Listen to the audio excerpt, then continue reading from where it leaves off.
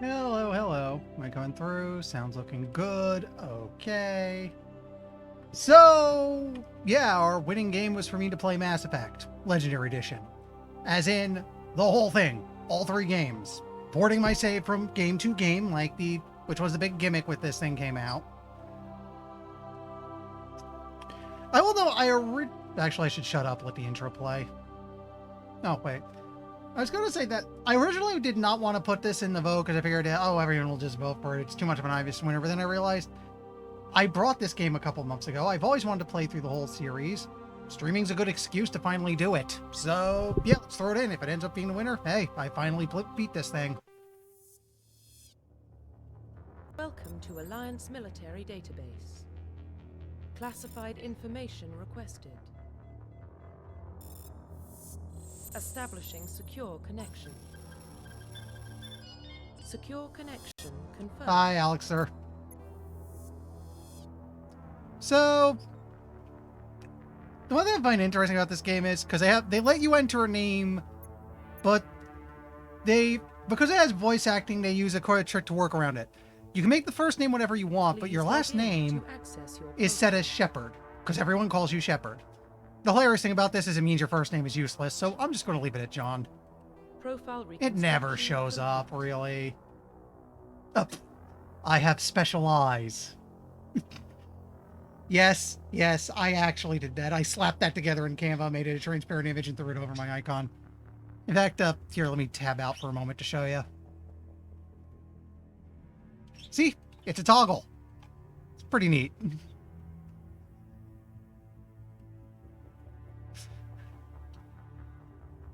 Okay, so let's see.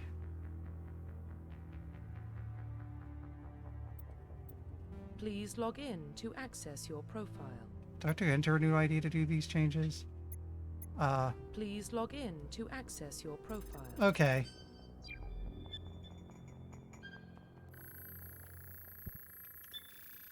Warning, data corruption detected. Please reconstruct profile. Confirm pre-service history. I mean, I know with games like this, the tradition is to make the most freakish, ugly thing you can, but realize I'm going to be stuck with this guy for, oh god, it could take me a year to beat this whole trilogy. So, let me think.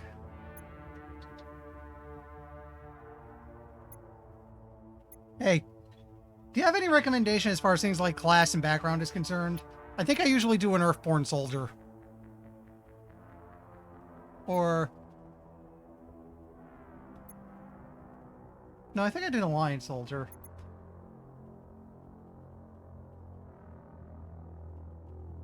Actually, the Earthedge background is petty crime, but I'm going for a Paragon ending, so sure. Confirm psychological profile. Criminal, the Galaxy's Greatest Hero, I could do that.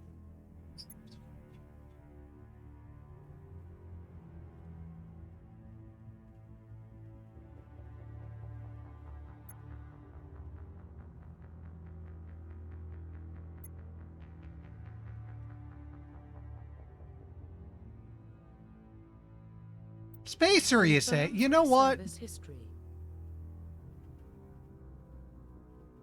Let's do that then. Psychological profile. And then... I don't know. Does anything matter? Ruthless doesn't make much sense because I'm going to go Paragon for the most part. Is there any big difference between Soul Survivor and War Hero? I have played through the first game twice, but it's been a very long time.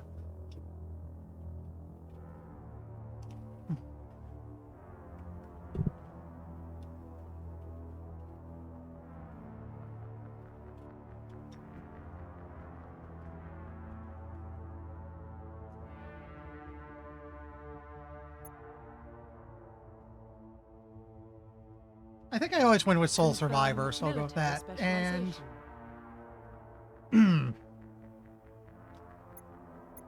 so the last thing is class.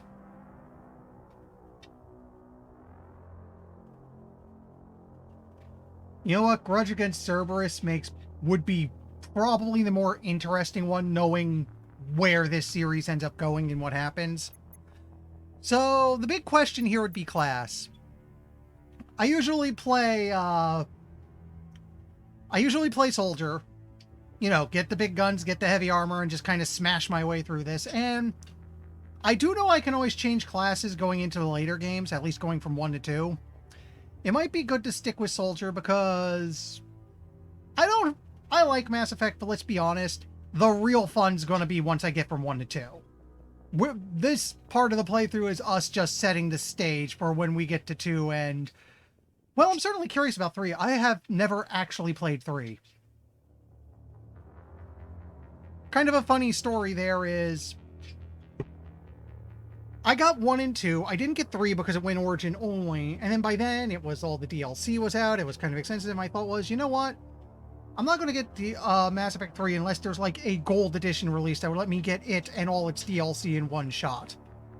And then Legendary Edition came out, and then that finally started going on sale for a decent price, and it's like, okay, now I can even have it on Steam too, so sure, we'll get Mass Effect Trilogy, and then here I am. So that, yeah, you're thinking I should just hammer through a soldier? Vanguard.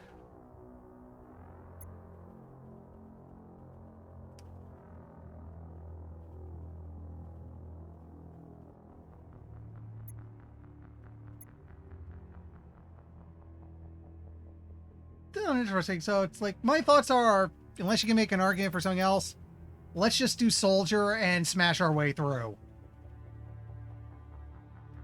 Go with something nice and simple. We can play with the funny stuff next game when things are a lot better refined.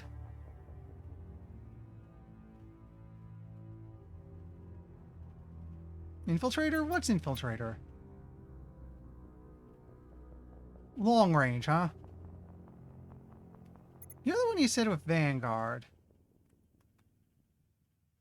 I'm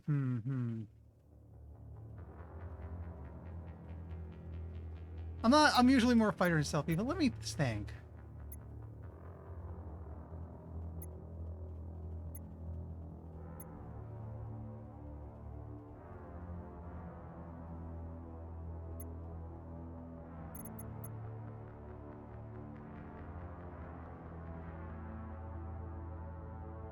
Both soldier hybrids, huh? Yeah, I see.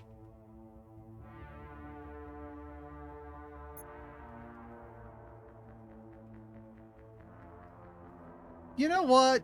Just to be different compared to all the other times I played,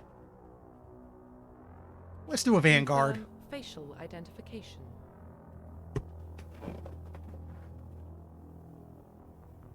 And actually, yeah. Confirm military specialization. It's not until 2 or 3 they get good. So you know what? Let's do soldier for now, like I said. This is good as is. We'll go. Construction complete. We'll go, because I know I can just change to a biotic class or anything else once I get to 2 and 3. So for now, let's go with something simple, because again, the real fun is after this game. Identification confirmed.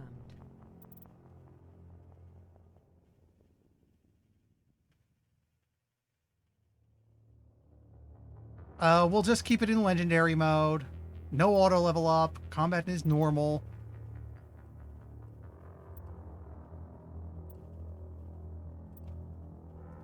Let's set it to all. I'm sure I can change this back later if it turns out to be a dumb idea. Keep the subtitles on. I'll see if I can resize the subtitles in a bit. Make them, if I can make them a bit bigger, it's good for me because I have eyesight issues and makes it more readable in chat. Well, what about Shepard? He's a spacer, lived aboard starships most of his life. Military service runs in the family. Both his parents were in the Navy. He saw his whole unit die on a cruise. He could have some serious emotional scars. Every soldier has scars. Shepard's a survivor. Is that the kind of person we want protecting the galaxy? That's the only kind of person who can protect the galaxy. I'll make the call.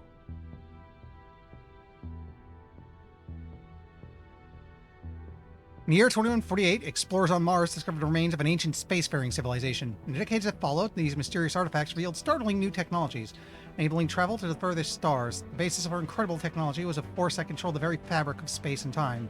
They called it the greatest discovery in human history. Civilizations of the galaxy called it... Cue the logo.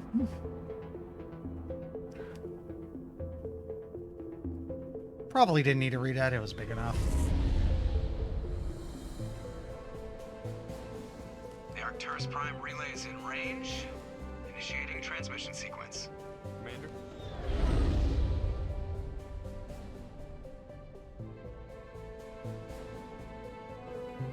We are connected. Calculating transit mass and destination. The relay is hot. Acquiring approach vector. All stations secure for transit.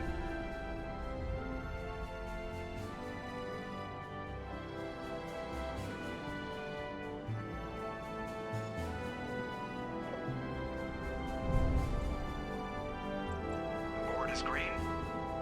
Approach run has begun.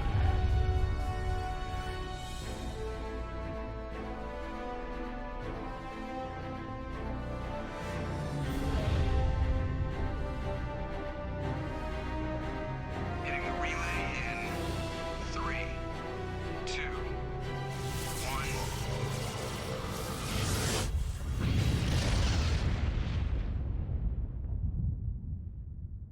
Thrusters, check. Navigation, check. Internal emissions sync engaged. All systems online. Drift. I'll get to you in a moment. 1500. I want to get through this first, so I'm not talking over it. 1500 is good. Your captain will be pleased. I hate that guy. Nihilus gave you a compliment, so you hate him. You remember to zip up your jumpsuit on the way out of the bathroom? That's good. I just jumped us halfway across the galaxy and hit a target the size of a pinhead, so that's incredible. Besides, Spectres are trouble. I don't like having them on board. Call me paranoid. You're paranoid. The Council helped fund this project. They have a right to send someone to keep an eye on their investment. Yeah, that is the official story, but only an idiot believes the official story. So, before I go responding, you can actually break your sniper rifle. Again, I always played soldier and used assault rifle, and that's probably what I'm going to do here again, because, again, my thoughts are take the nice, simple, straightforward class, smash our way through with heavy weapons and armor, get on to 2 and 3, which is where the real good stuff is. You always expect the worst. Well, bad feelings are an occupational hazard. But we don't go anywhere unless there's a good reason, so what are we doing here? Joker, status report. Just cleared the mass relay, Captain. Stealth systems engaged. Everything looks solid. Good. Find a comm buoy and link us into the network. I want mission reports relayed back to Alliance Brass before we reach Eden Prime. Aye, aye, Captain. Better brace yourself, sir. I think Nihilus is headed your way. He's already here, Lieutenant. Tell Commander Shepard to meet me in the comm room for a debriefing. You get that, Commander? He sounds angry. Something must have gone wrong with the mission. Captain always sounds like that when he's talking to me. Can't possibly imagine why. So... Oh, and just to clarify, because I realize what some of my commentary can sound like, I don't hate this game, I actually like it. It's just, yeah, you know 2 does everything so much better. But the cool thing about this one is it will set the stage for a lot of stuff that comes later. And the Codex does a lot of the world building. We'll get to that when we're a little further in. And we're getting dragged right along with it. Relax, Presley. You're gonna give yourself an ulcer. That does sound a little terrifying. I usually prefer to play more tankier stuff in RPGs. Though sometimes I'll play a mage if I feel like I've been leaning on warriors too... A mage type if I feel like I've been leaning on warriors too much. I grew up on Eden Prime, Doc. It's not the kind of place Spectres visit. There's something Nihilus isn't telling us about this mission. That's crazy.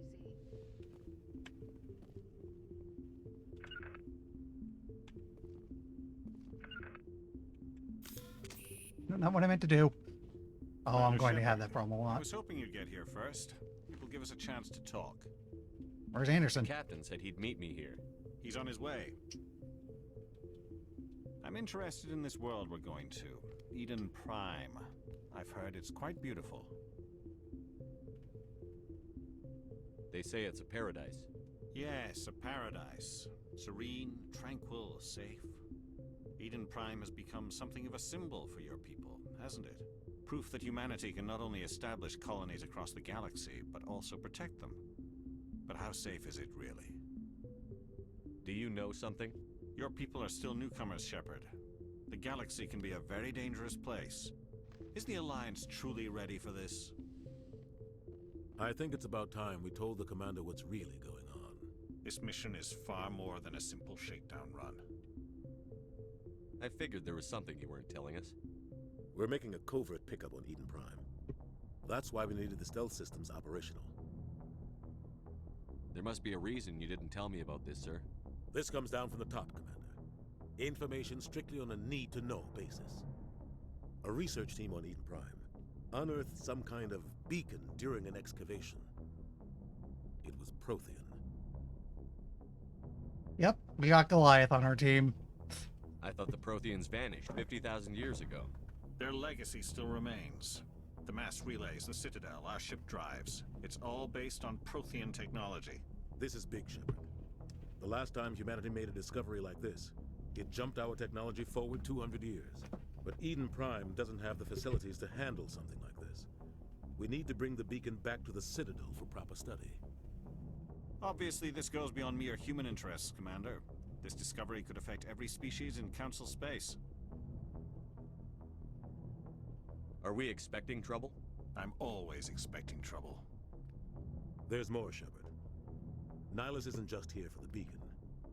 He's also here to evaluate you. Guess that explains why I bump into him every time I turn around. The Alliance has been pushing for this for a long time. Humanity wants a larger role in shaping interstellar policy. We want more say with the Citadel Council. The Spectres represent the Council's power and authority. If they accept a human into their ranks, it shows how far the Alliance has come. Not many could have survived what you went through on Akuz. You showed a remarkable will to live, a particularly useful talent. The Soul That's why I Survivor put your name background. forward as a candidate for the Spectres. Why would a Turian want a human in the Spectres? Not all Turians resent humanity.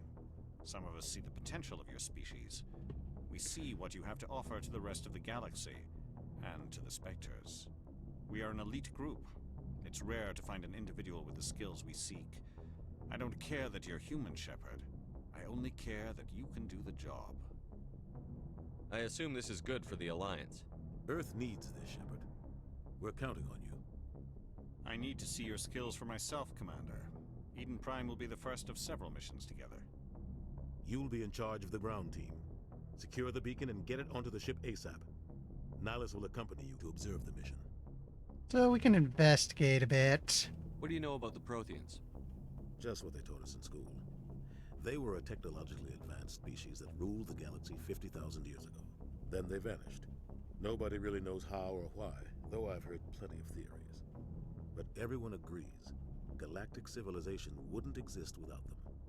Their citadel is the very heart of galactic society, and without their mass relays, interstellar travel would be impossible.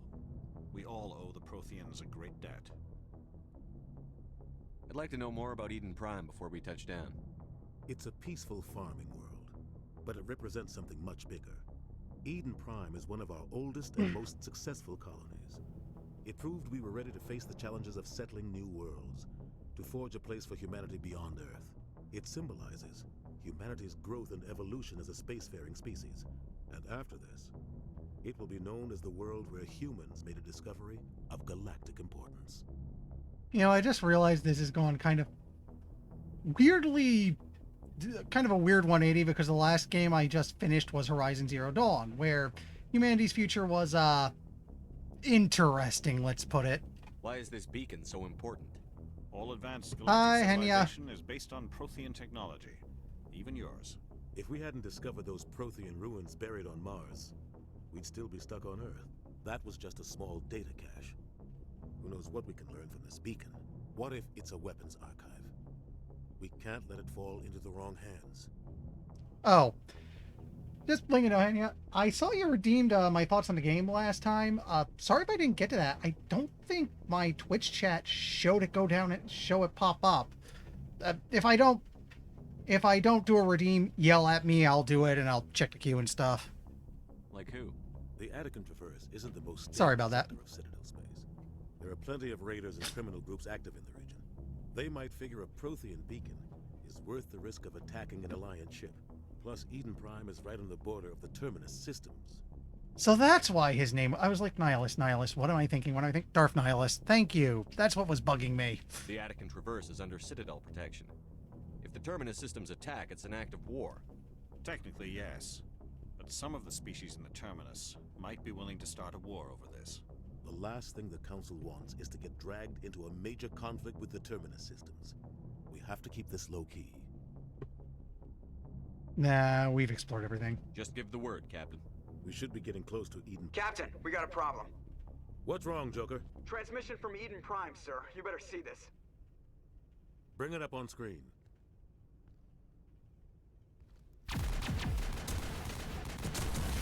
Got some wild face markings, though, I'll say that. Get down!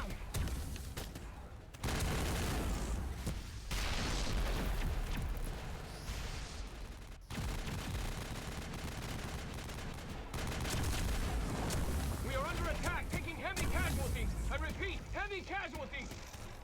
We can't. Get evac. They came out of nowhere. We need.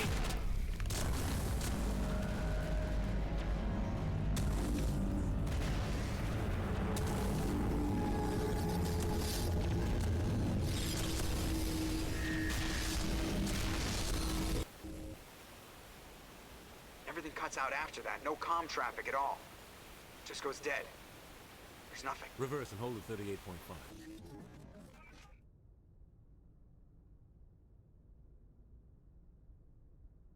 Status report. I'll comment on 17 that in a minutes out, moment. Captain. No other Alliance ships in the area. Take us in, Joker, fast and quiet. This mission just got a lot more complicated. A small strike team can move quickly, without drawing attention. It's our best chance to secure the beacon. Grab your gear and meet us in the cargo hold. Tell Alenko and Jenkins to suit up, Commander. You're going in.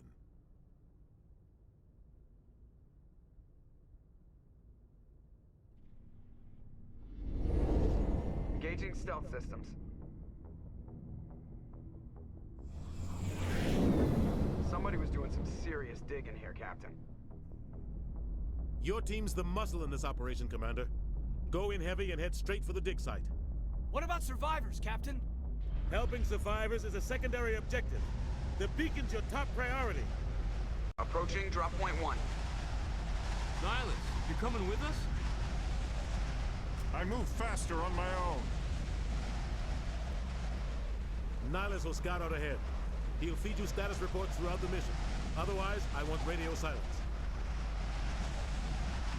All right. We've got his back, Captain. The mission's yours now, Shepard. Good luck.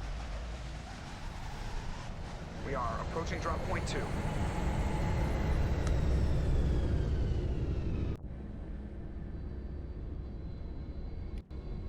So, Perimeter secured, Commander. you know, I forgot there was going to be a KOTOR remake. To honestly answer you on that, This place I'm is open to it. Commander. Hostiles everywhere. Keep your guard up.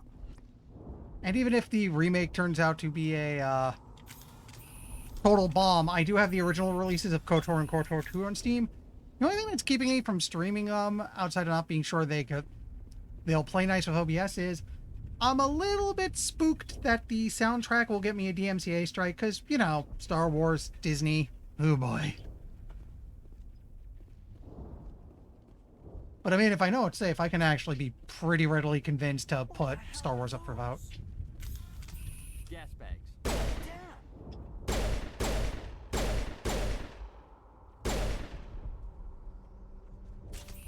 Let me get my... That's my shotgun. I want my rifle.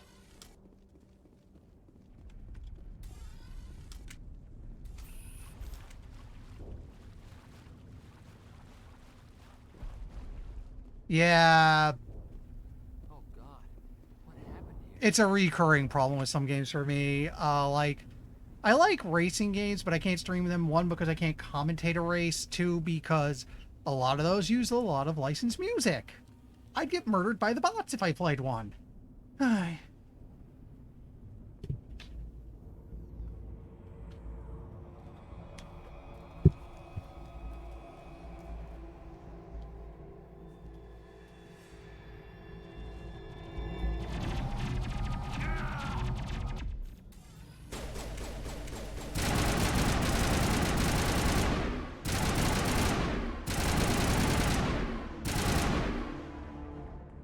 That said, while I'm here, I'll note it. I said this on Twitter, but I'll note it here.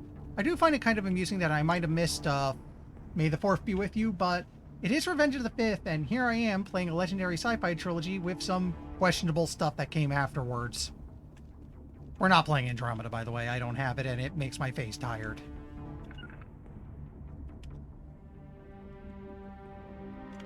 Ripped right through his shields.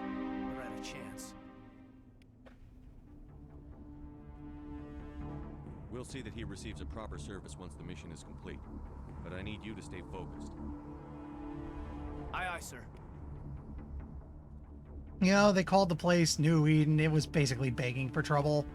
Like, the only thing that could be worse is if they named it Pandora. Or worse yet, it's New Eden in the Pandora system. Actually, you know what? Now I'm thinking about it. Yeah, it's just about the equipment screen.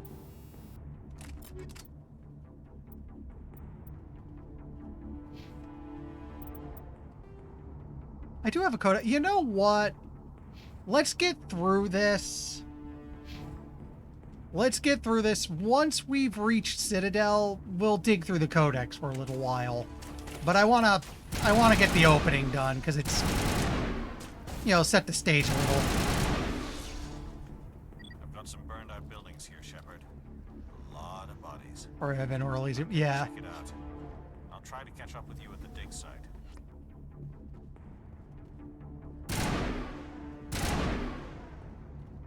You know what? You know what? I've got it. I've got it. New Eden, part of the Pandora system, in the Elysium sector of the Heaven Galaxy. There you go.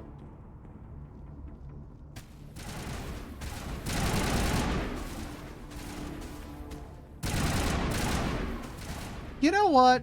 I do have the original Mass Effect 1 and 2 on Steam, but I haven't played them in ages, so I wouldn't really be able to comment. What little I can remember says this part was never very hard. At least not until a little later when the more interesting stuff shows up.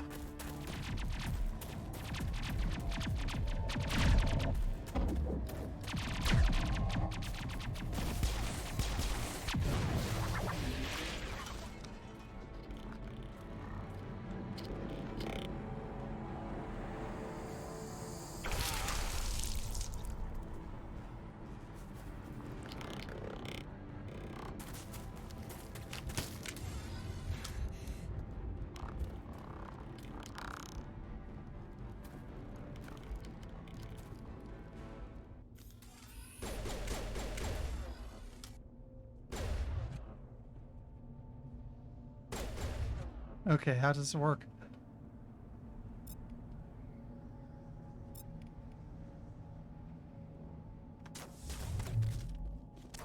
Okay, there's my run button.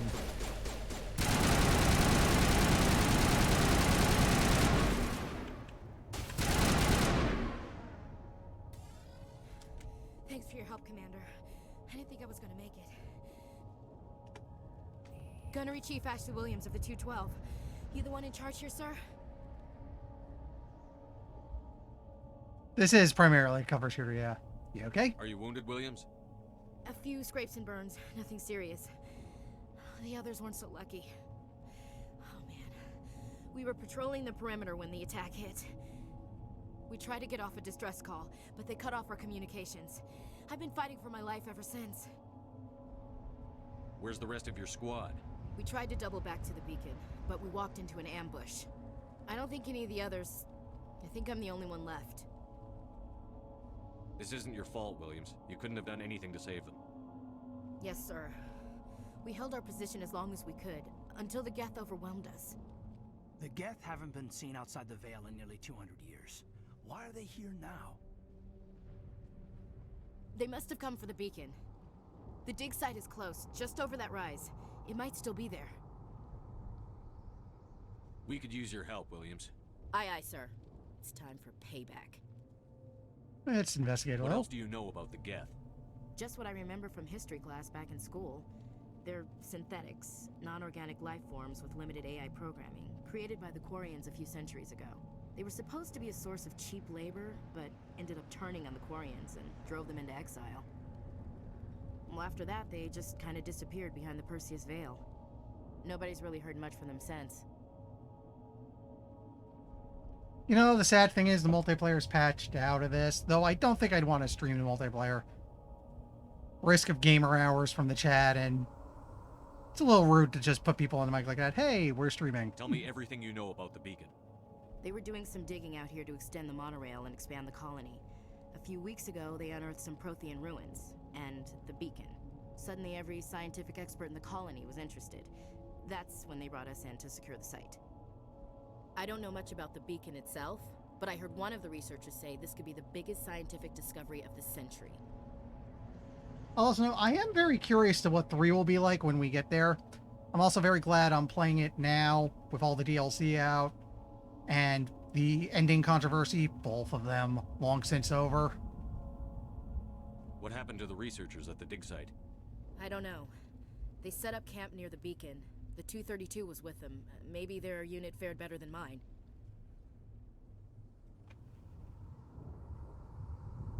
Describe what happened leading up to the attack. We were sent out a couple of nights ago from the main colony to secure the area. Seemed like a routine patrol, until the Geth hit us. We never knew they were coming. What happened to the researchers at the dig site? I don't know. They set up camp near the beacon. The 232 was with them. Maybe their unit fared better than mine. I think I missed this. Tell me everything you know about the beacon. They were doing some digging out here to extend the monorail and expand the colony. A few weeks ago, they unearthed some Prothean ruins, and the beacon.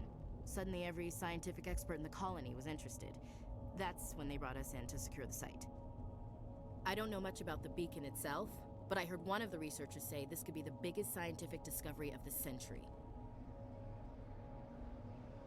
Have you seen a Turian Spectre around here? There aren't any Turians on Eden Prime, none that I've ever met. Not sure I'd be able to tell if one was a Spectre anyway. If you saw this guy, you'd know. Carries enough firepower to wipe out a whole platoon. Luckily, he's on our side. Sorry, like I said, no Turians. Move out.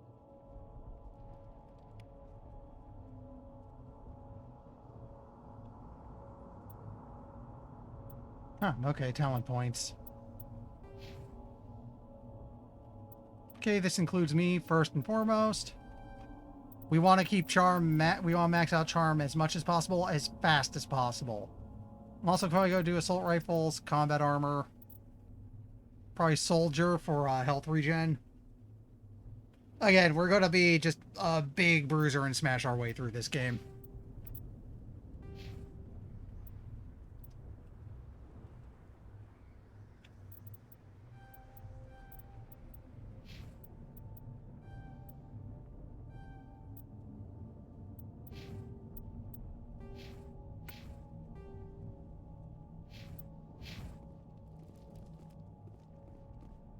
The beacon's at the far end of this trench.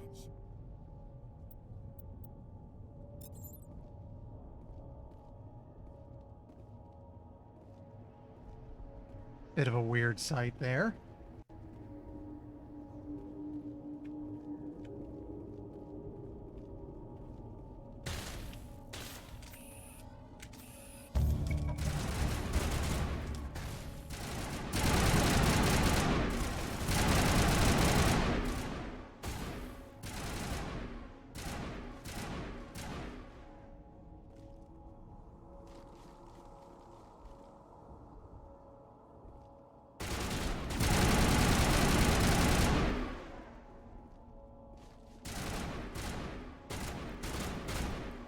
Let's throw a grenade.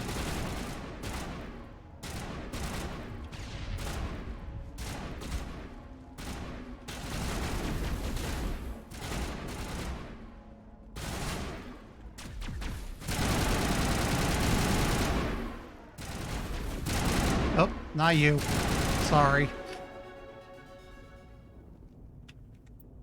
Spin those.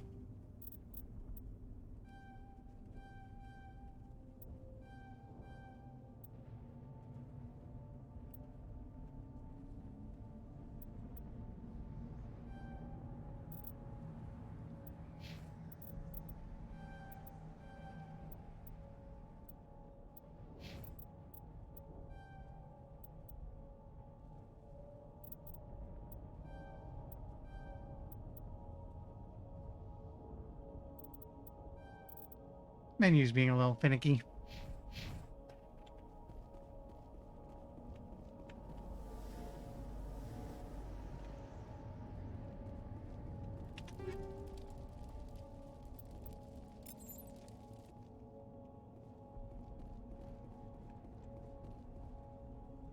This is the dig site.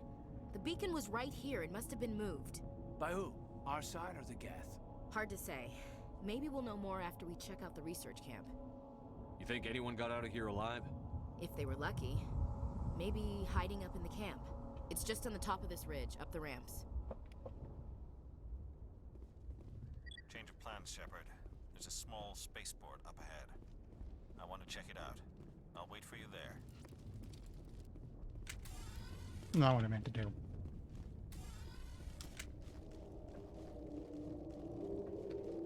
Looks like they hit the camp hard. It's a good place for an ambush. Keep your guard up.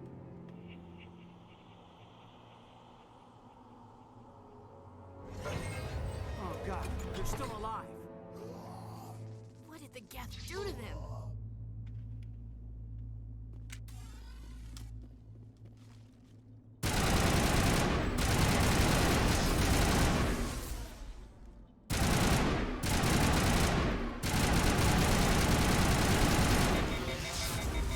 Whoops.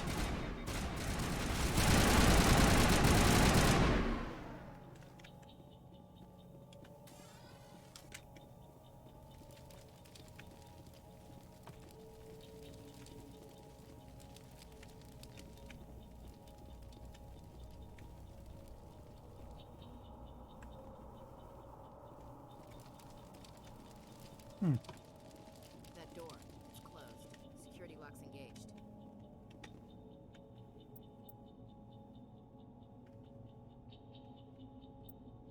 All right. Nope.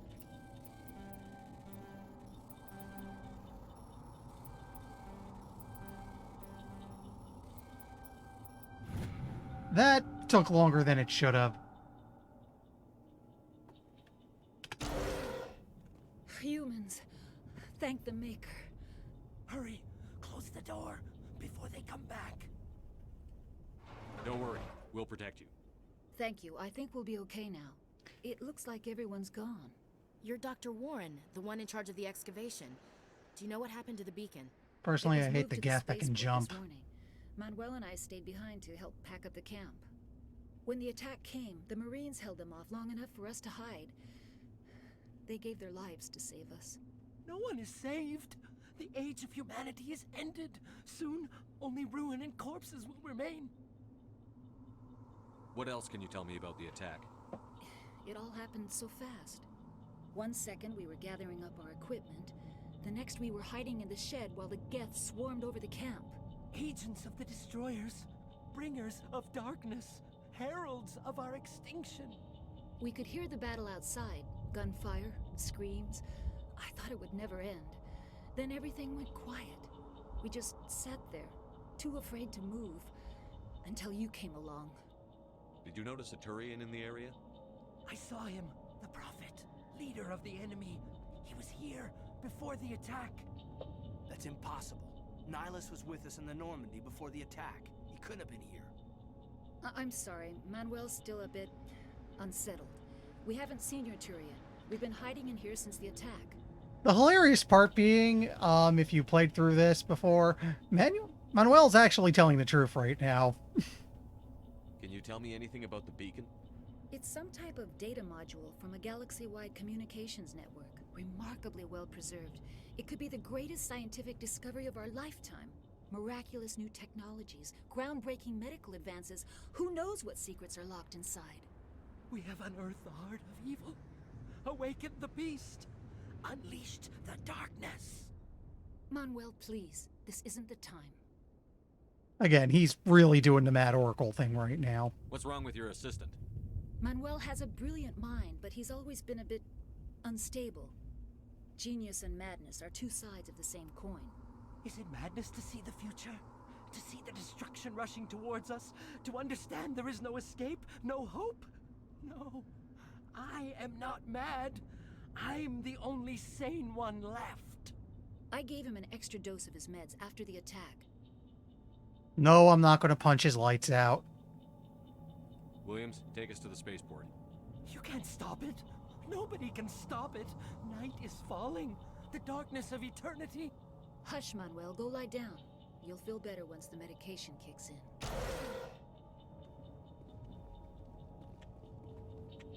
There's the exit. There's the exit.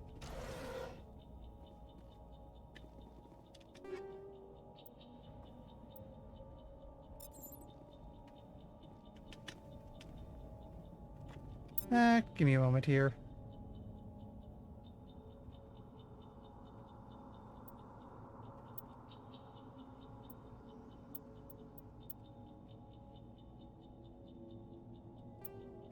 Yeah, we'll switch to a slightly heavier hitting one.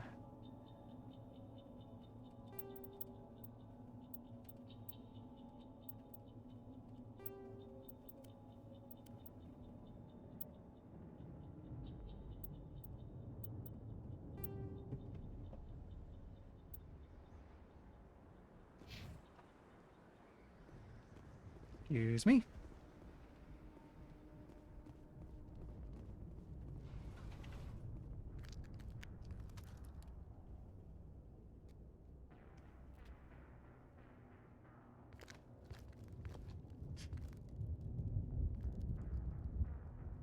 Saren.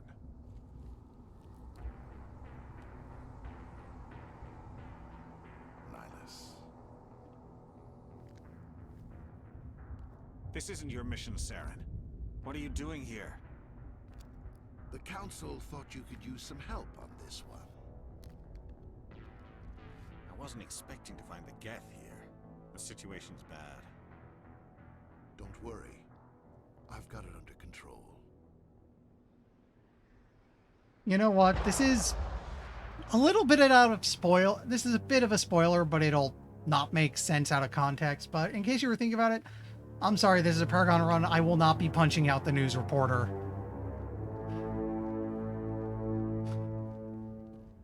What is that? Off in the distance. It's a ship. Look at the size of it. Technically not a ship, if I'm not mistaken. Hello.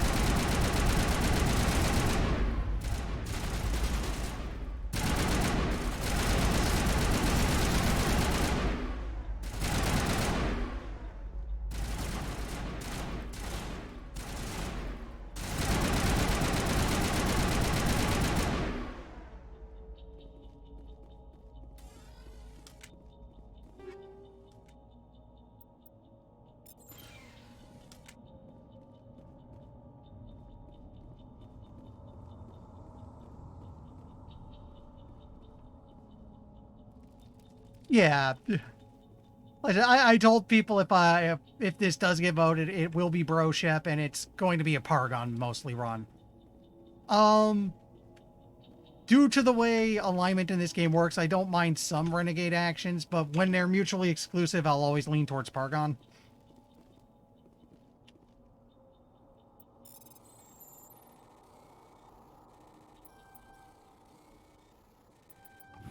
Everybody stay calm out there. We're coming out, we're not armed. Is it safe? Are they gone? You're okay now. Nobody's gonna hurt you. Those things were crawling all around the shed. They would have found us for sure. We owe you our lives. I still can't believe it. When we saw that ship, I thought it was all over. It showed up right before the attack. Knew it was trouble the second I saw it, so we made a break for the sheds. Okay. Tell me everything you remember about the attack. The three of us were working the crops when that ship showed up. We just saw it and ran. I don't know what happened to the rest of the crew. They were by the garage, over near the spaceport, right where that ship came down. No way they survived. You don't know that. We survived. If they made it to the garage, they could have had a fighting chance. Do you know anything about the Prothean beacon they dug up? We're just farmers. We heard they found something out there, but it never really mattered to us. Not until now. Remember, this was just a farming colony. What else can you tell me about the ship you saw? I was too busy running to get a clear look at it. I think it landed over near the spaceport. Tell them about the noise, Cole. That awful noise. It was emitting some kind of signal as it descended. It sounded like the shriek of the damned. Only it was coming from inside your own head. It was probably trying to block communications. Whatever it was, felt like it was tearing right through my skull. Almost made it impossible to think. I think the ship. What else can you tell me about the ship you saw? I was too busy running to get a clear look at it. I think it landed over near the spaceport. Tell them about the noise, Cole. Oh, we. That awful noise. It was emitting some kind of Okay, signal I'm as it confused. descended. We did hear Sounded this like the already. Shriek of the damned. Only I have to go. Hey, Cole, we're just a bunch of farmers. These guys are soldiers. Maybe we should give them the stuff. Jeez, Blake, you gotta learn when to shut up. I'm you have clean. something to tell me, Cole? Some guys at the spaceport were running a small smuggling ring, nothing major. In exchange for a cut of the profits, we let them store packages in our sheds. What kind of packages? I found a pistol. Figured it would come in handy if those things came back. But you'll probably get more use out of it than we will. And now, as you can see, because I took Charm, I get to take blue dialogue options. We're risking our lives to save this colony. You sure there's nothing else in here that could help us out? Yeah, there's one more thing. I was gonna sell it after this was over, but you probably deserve it more than I do. Who's your contact at the spaceport, Cole? What's his name? He's not a bad guy. I don't want to get him in trouble. Besides, I'm not a snitch. He might have something to do with this whole attack, Cole. We need his name. It's important. Yeah, okay, you're right. His name's Powell. Works the docks at the spaceport, if he's still alive. That's all. I have to go. Good luck. So, actually, while we're talking about it, the one thing I'll note about the Paragon and Renegade thing that I find kind of interesting is that they are, unlike most games, those two are not mutually exclusive. You can do a bit of both, no problem, and they won't interfere with each other, to a point. The other thing is, I've been thinking about this a bit, but is this the last game to really do alignment like that? I know a lot of RPGs afterwards, including BioWare's own, what was it called? Dragon Age, was just straight up choice and consequence. It didn't really have, like, an alignment meter or anything.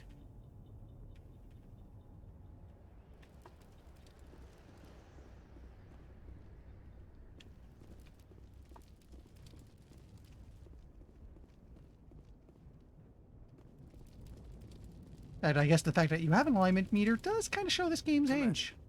It's Nihilus. He's been annihilated. Okay, that might have been a bit tasteless, sorry. Something's moving over behind those crates. Wait, don't shoot. I'm one of you. I'm human. I mean, you can even kind of tell right now. Sneaking up on us like that nearly got you killed. I'm sorry. I was hiding from Give those me a moment. creatures. My name's Powell. I saw what happened to that Turian. The other one shot him. I was gonna say, you can even see where this game where it kind of strains to have alignment be a thing, and it would kind of rather not. It's not too big a shock to afterwards. It's like, you know what? Choice and consequence, we don't need to gamify this with meters and stuff. I need to know how Nihilus died. The other one got here first. He was waiting when your friend showed up. He called him Saren. I think they knew each other. Your friend seemed to relax. He let his guard down. And Saren killed him. Shot him right in the back. I'm just lucky he didn't see me behind the crates. We were told a Prothean beacon was brought to the spaceport. What happened to it? It's over on the other platform. Probably where that guy Saren was headed. He hopped on the cargo train right after he killed your friend. I knew that beacon was trouble. Everything's gone to hell since we found it. First that damn mothership showed up, then the attack. They killed everyone. Everyone. If I hadn't been behind the crates, I'd be dead too. How come you're the only one who survived? Why didn't anyone else try to hide behind the crates? They never had a chance. I was already behind the crates when the attack started. Wait a minute. You were hiding behind the crates before the attack? Sometimes I need a nap to get through my shift. I sneak off behind the crates to grab 40 winks where the supervisor can't find me. You survived because you're lazy? If you hadn't snuck off for that nap, you'd probably be dead just like all the others. Yeah, I guess. I don't really want to think about it. Oh yeah. You're Cole's contact here on the docks for the smuggling ring. What? No! I mean, what does it matter now? So I'm a smuggler, who cares? My supervisor's dead, the entire crew's dead. Doesn't matter now, does it? Anything hidden nearby that we could use against the Geth? A shipment of grenades came through last week. Nobody notices if a few small pieces go missing from the military orders. You greedy son of a bitch. We're out here trying to protect your sorry ass, and all you can think about is how you can rip us off? I never thought you'd actually need those grenades. Who'd want to attack Eden Prime? We're just a bunch of farmers. How was I supposed to know? Yeah, that's weird. Just give me the grenades. They're yours. Take them. My smuggling days are over, I swear. A lot of Marines died here, Powell. Those grenades could have come in handy. If I were you, I'd think of some way to make it up to them. Yeah, okay. There is something else I was saving. Could be worth a fortune. Experimental technology, top of the line. Take it. I don't need it. I didn't want anyone to get hurt. Really, I'm sorry. Can we look at this Is there stuff? anything else you can tell me about the beacon? They brought it here this morning. We loaded it up onto the train and shipped it to the other platform. Hard to believe that was only a few hours ago. Feels like a whole other life. Tell me about this mothership you saw. I've never seen anything like it before. It was huge. Landed over near that platform. The whole place got dark as it came down. And it was making this noise, this sound that bored right into your brain. That's what woke me up. The attack came a few minutes later. We need to find that beacon before it's too late. Take the cargo train. That's where the other Turian went. I can't stay here. I need to get away from all this. I can't blame you.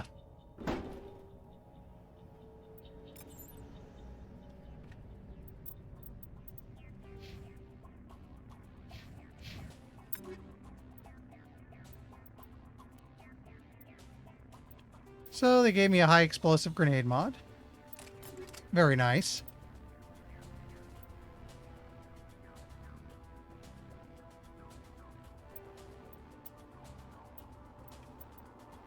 This is just an objectively better pistol. How about armor? Actually...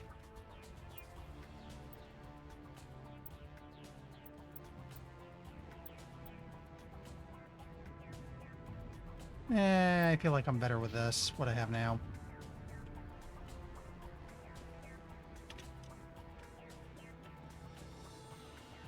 Yep, we got friends here.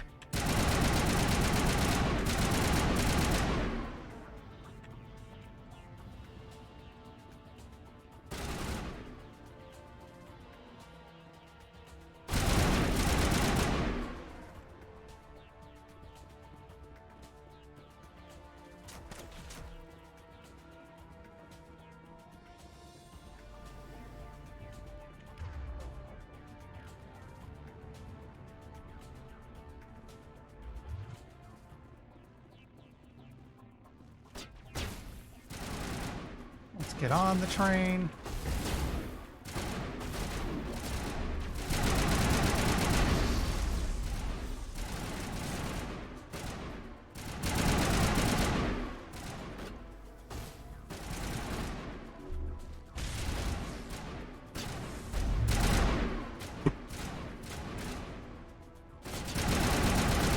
Oh, he's not down. Now he is.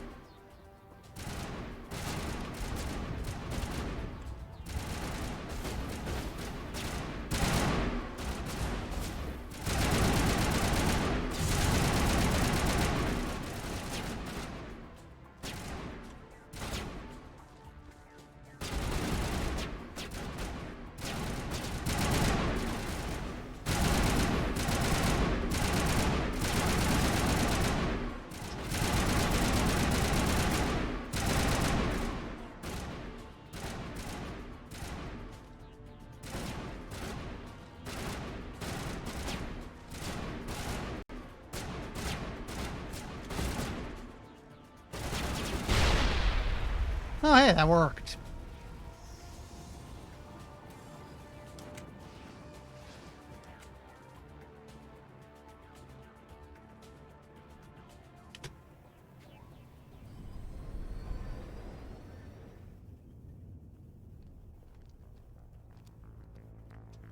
Set the charges. Destroy the entire colony.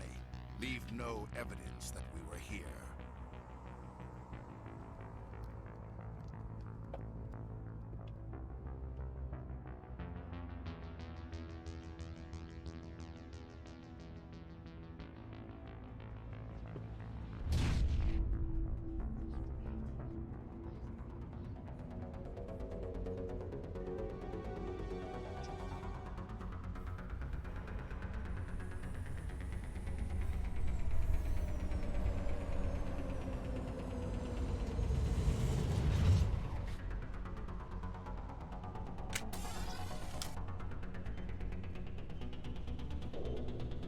Demolition charges. The Geth must have planted them. Hurry! We need to find them all and shut them down.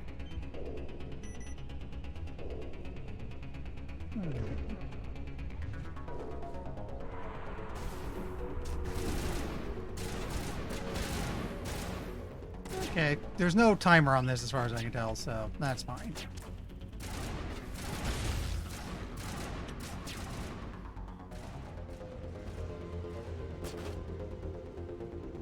Oh, wait, there is a timer. I got about 5 minutes.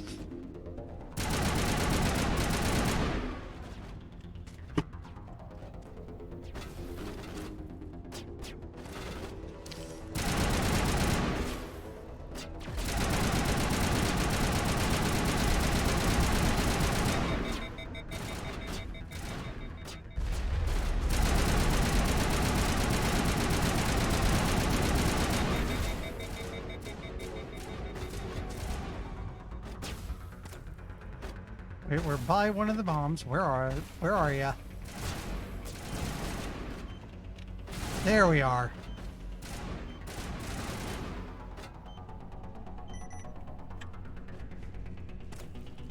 Okay, the other ones probably don't fall off. Down here.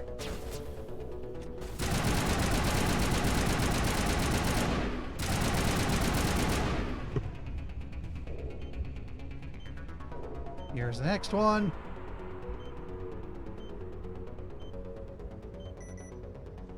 Yeah, later I'm going to have health for Jen. Like I said, I can tank to a shocking degree later on.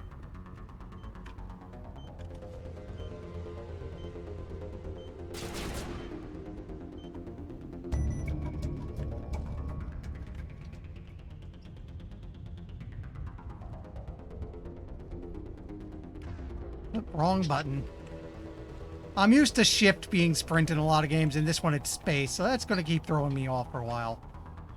And watch, after a few weeks of this, I'll go play some other game. It's like, why does space not run? Because, yeah.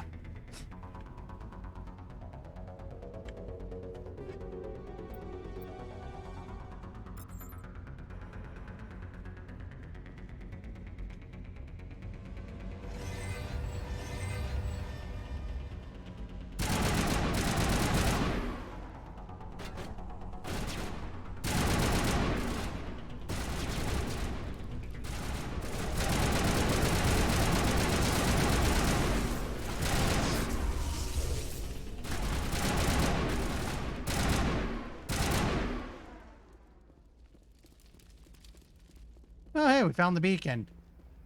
Oh, wait, let me go grab this first.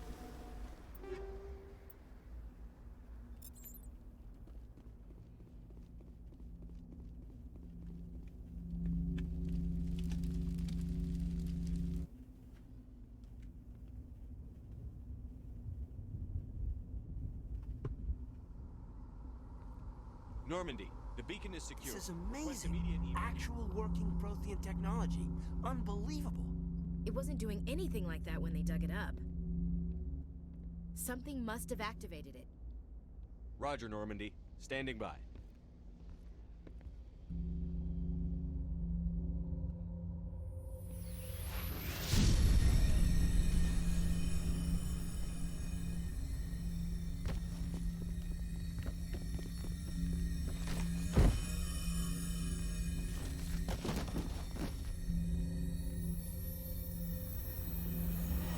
Shepard!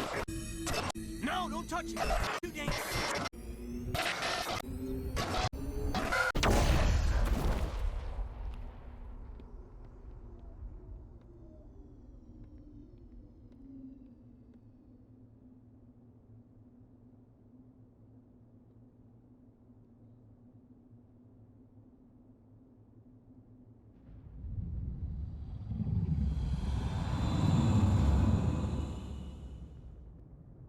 I just realized that's a space cuttlefish. Huh.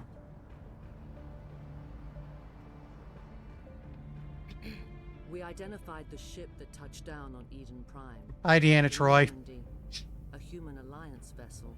It was under the command of Captain Anderson. They managed to save the colony. And the beacon. One of the humans may have used it.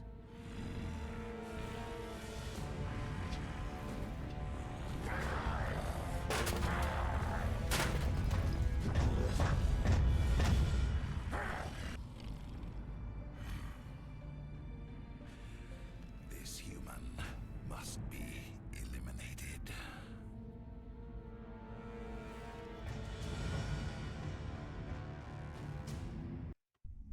You know what? Mechathulu works. Mechathulu works.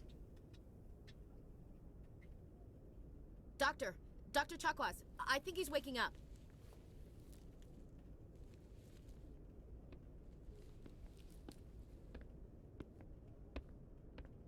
You had us worried there, Shepard. How are you feeling? How did I end up here? How long was I out? About 15 hours. Something happened down there with the beacon, I think. It's my fault. I must have triggered some kind of security field when I approached it. You had to push me out of the way. You had no way to know what would happen. Actually, we don't even know if that's what set it off. Unfortunately, we'll never get the chance to find out. The beacon exploded. A system overload, maybe. The blast knocked you cold. The lieutenant and I carried you back here to the ship. I appreciate it. Physically, you're fine. But I detected some unusual brain activity. Abnormal beta waves. I also noticed an increase in your rapid eye movement. Signs typically associated with intense dreaming. You know what? I saw... I'm not sure what I saw. Death? Destruction? Nothing's really clear. I better add this to my report. It may... Oh, Captain Anderson. How's our XO holding up, Doctor? Well, all the readings look normal. I'd say the commander's going to be fine. Glad to hear it. Shepard, I need to speak with you. In private. Aye, aye, Captain. I'll be in the mess if you need me. Sounds like that beacon hit you pretty hard, Commander. Are you sure you're okay? I don't like soldiers dying under my command. Jenkins wasn't your fault. You did a good job, Shepard. Chief Williams isn't part of the Normandy crew. I figured we could use a soldier like her. Hope that doesn't come out She's of my been pay. reassigned to the Normandy. Williams is a good soldier. She deserves it. Lieutenant Alenko agrees with you. That's why I added her to our crew. Intel dropped the ball, sir. We had no idea what we were walking into down there. That's why things went to hell. The Geth haven't been outside the Veil in 2 centuries, Commander. Nobody could have predicted this. You said you needed to see me in private, Captain? I won't lie to you, Shepard. Things look bad. Nihilus is dead. The beacon was destroyed and Geth are invading. The Council's going to want answers. I didn't do anything wrong, Captain. Hopefully the Council can see that. I'll stand behind you and your report, Shepard. You're a damned hero in my books. That's not why I'm here. It's Saren, that other Turian.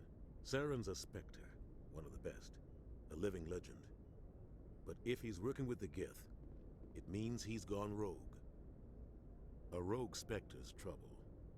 Saren's dangerous, and he hates humans. Why? He thinks we're growing too fast, taking over the galaxy. A lot of aliens think that way. Most of them don't do anything about it. But Saren has allied himself with the Geth. I don't know how, I don't know why. I only know it had something to do with that beacon. You were there just before that beacon self-destructed. Did you see anything? Any clue that might tell us what Saren was after? Just before I lost consciousness, I had some kind of vision. A vision? A vision of what? I saw synthetics. Geth, maybe. Slaughtering people. Butchering them. We need to report this to the Council, Shepard. What are we gonna tell them? I had a bad dream? We don't know what information was stored in that beacon. Lost Prothean technology? Blueprints for some ancient weapon of mass destruction? Whatever it was. Saren took it. But I know Saren. I know his reputation is politics. He believes humans are a blight on the galaxy. This attack was an act of war. He has the secrets from the beacon. He has an army of Geth at his command, and he won't stop until he's wiped humanity from the face of the galaxy. And there's our stakes for now. It's find gonna some get way so to take much him down. bigger than this. It's not that easy. He's a Spectre. He can go anywhere, do almost anything. That's why we need the Council on our side. We prove Saren's gone rogue, and the Council will revoke his Spectre status. I'll contact the Ambassador and see if he can get us an audience with the Council. He'll want to see us as soon as we reach the Citadel.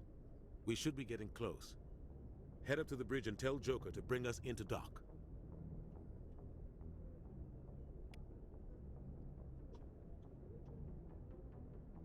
You know what? What do we got in Codex now? Maybe I'll do some of that.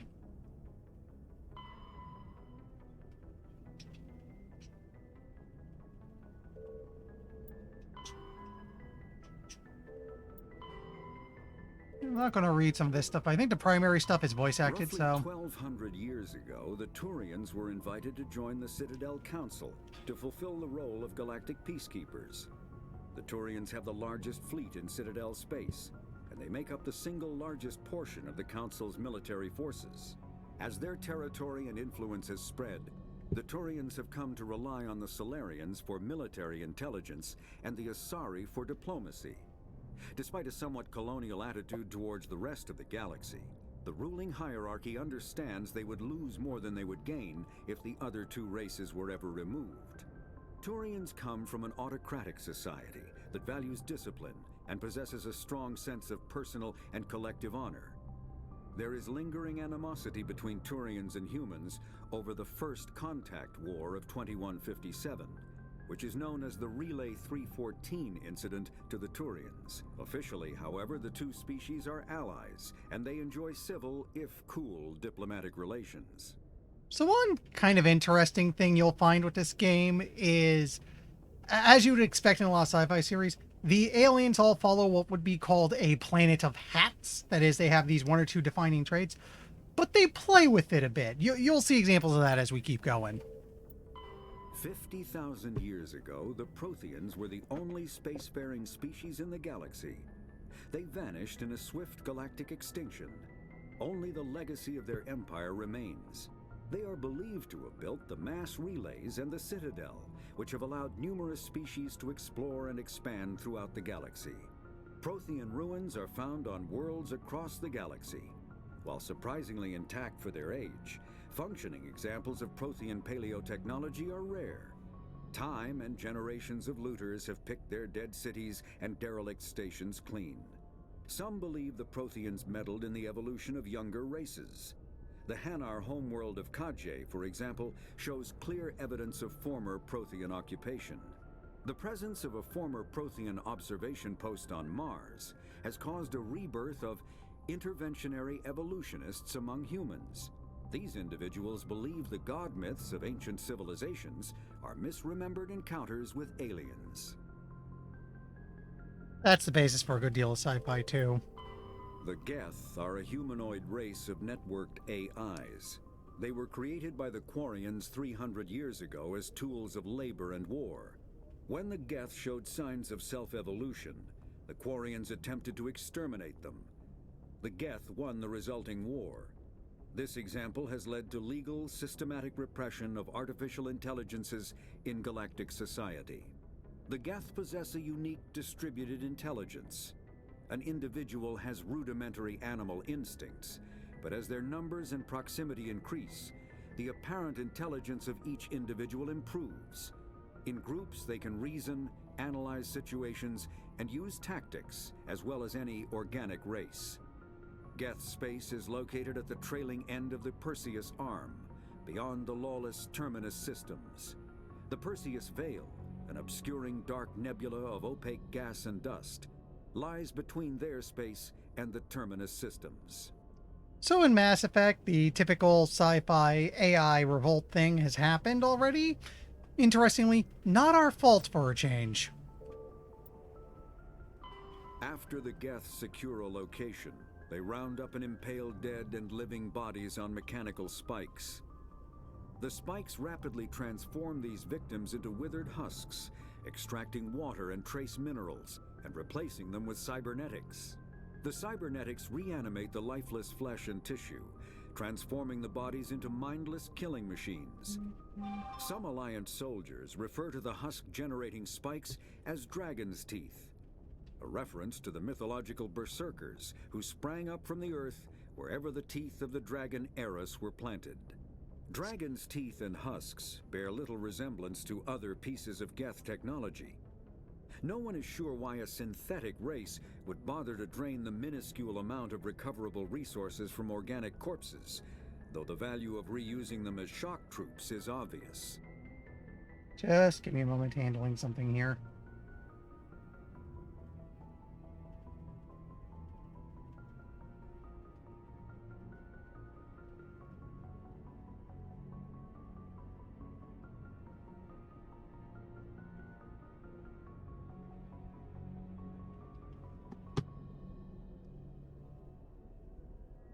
Let me get the next one going. The Citadel is an ancient deep space station, presumably constructed by the Protheans. Since the Prothean extinction, numerous species have come to call the Citadel home. It serves as the political, cultural, and financial capital of the galactic community. To represent their interests, most species maintain embassies on the Presidium, the Citadel's inner ring. The Citadel Tower in the center of the Presidium holds the Citadel Council chambers. Council affairs often have far-reaching effects on the rest of the galactic community. 5 arms, known as the Wards, extend from the Presidium. Their inner surfaces have been built into cities, populated by millions of inhabitants from across the galaxy. The Citadel is virtually indestructible. If attacked, the station can close its arms to form a solid, impregnable shell.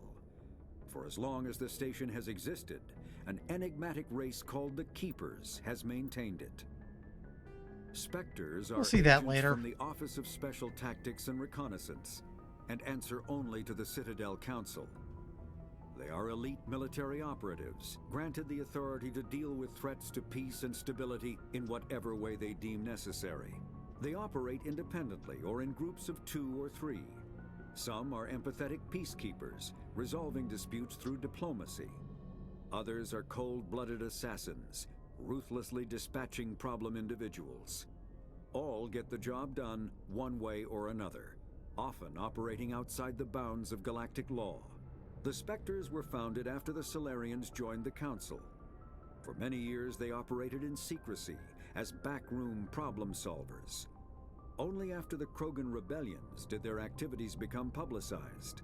Assignment of a Spectre is less contentious than a military deployment, but makes it clear that the Council is concerned about a situation. So they're the big special agent agency. The Systems Alliance is an independent supranational government representing the interests of humanity as a whole. The Alliance is responsible for the governance and defense of all extrasolar colonies and stations. The Alliance grew out of the various national space programs as a matter of practicality. Sol's planets had been explored and exploited through piecemeal national efforts. The expense of colonizing entire new solar systems could not be met by any one country. With humans knowing that alien contact was inevitable, there was enough political will to jointly fund an international effort. Still, the Alliance was often disregarded by those on Earth until the First Contact War. While the national governments dithered and bickered over who should lead the effort to liberate Shanxi, the Alliance fleet struck decisively. Post-war public approval gave the Alliance the credibility to establish its own parliament and become the galactic face of humanity. So, Earth is more or less unified along with its various colonies at this point.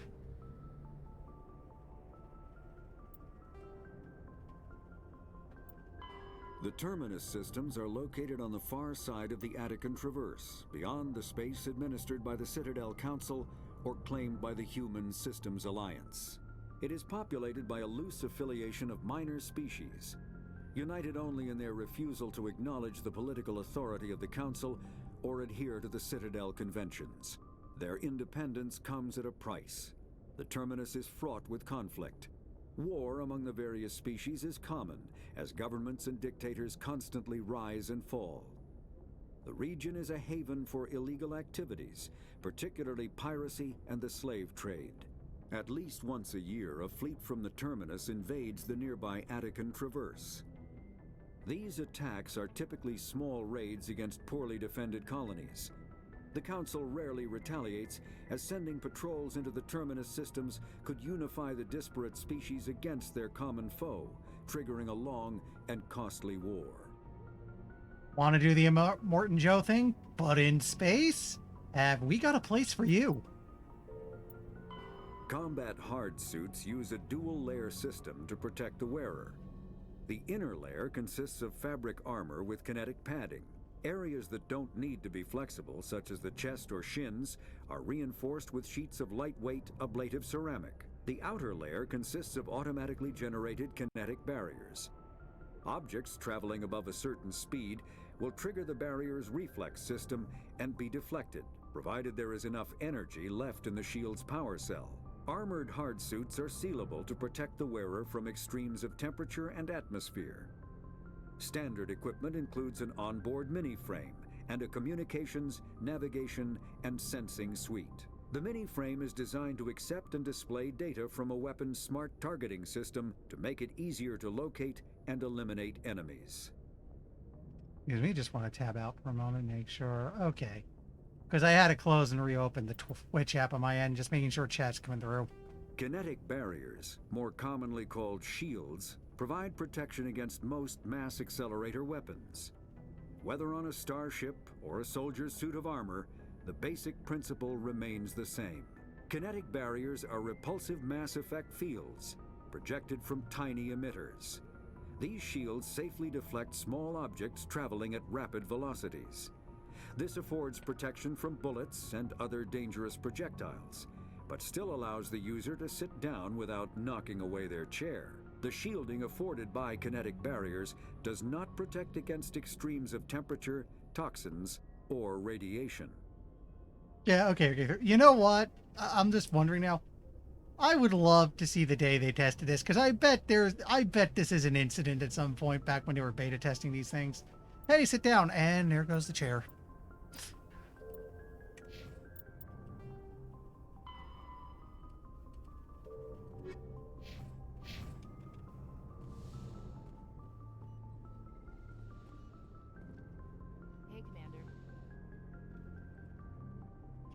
I'm glad you're okay, Commander. The crew could use some good news after what happened to Jenkins. Jenkins was a valuable part of this crew. Part of me feels guilty over what happened.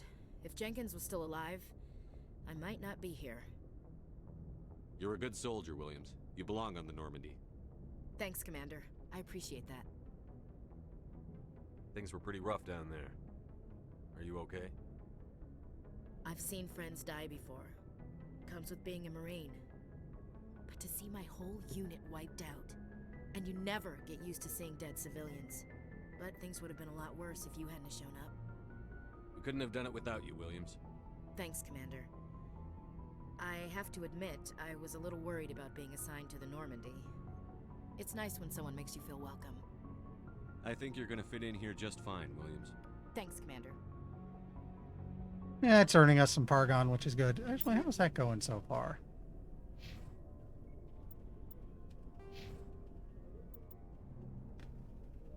Oh, yeah, that's where I can check it. Because I definitely want to take Paragon options where I can so I can get more Charm. I'm actually really glad that in later games, Charm and Intimidate are removed, and your ability to do Paragon and Renegade actions is basically just directly tied to the meters themselves. Actually, you know what?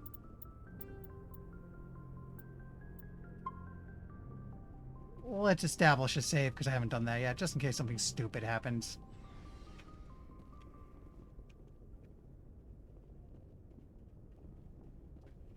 Like a crash or something. I want to make sure I got...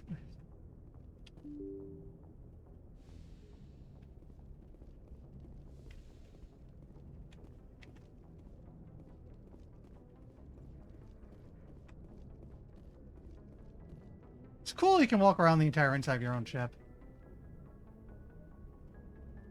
Yeah, I'm pretty sure by endgame I'll have... Because my priority is always put points in Charm if I can. So my hope is that by endgame I'll have it maxed out and I'll be good. Good timing, Commander. I was just about to bring us into the Citadel. See that taxpayer money at work.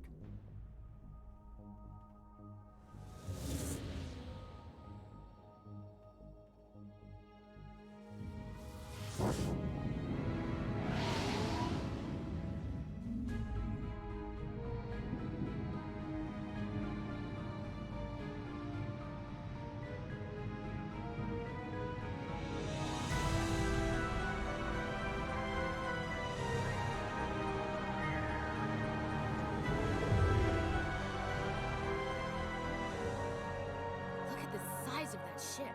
The Ascension, flagship of the Citadel fleet. Well, size isn't everything. Why so touchy, Joker? I'm just saying you need firepower, too. Look at that monster. Its main gun could rip through the barriers in any ship in the Alliance fleet. Good thing it's on our side, then. Citadel Control, this is SSV Normandy, requesting permission to land. Stand by for clearance, Normandy. Clearance granted. You may begin your approach. Transferring you to an Alliance operator. Roger, Alliance Tower. Normandy out. Normandy, this is Alliance Tower. Please proceed to Dock 422.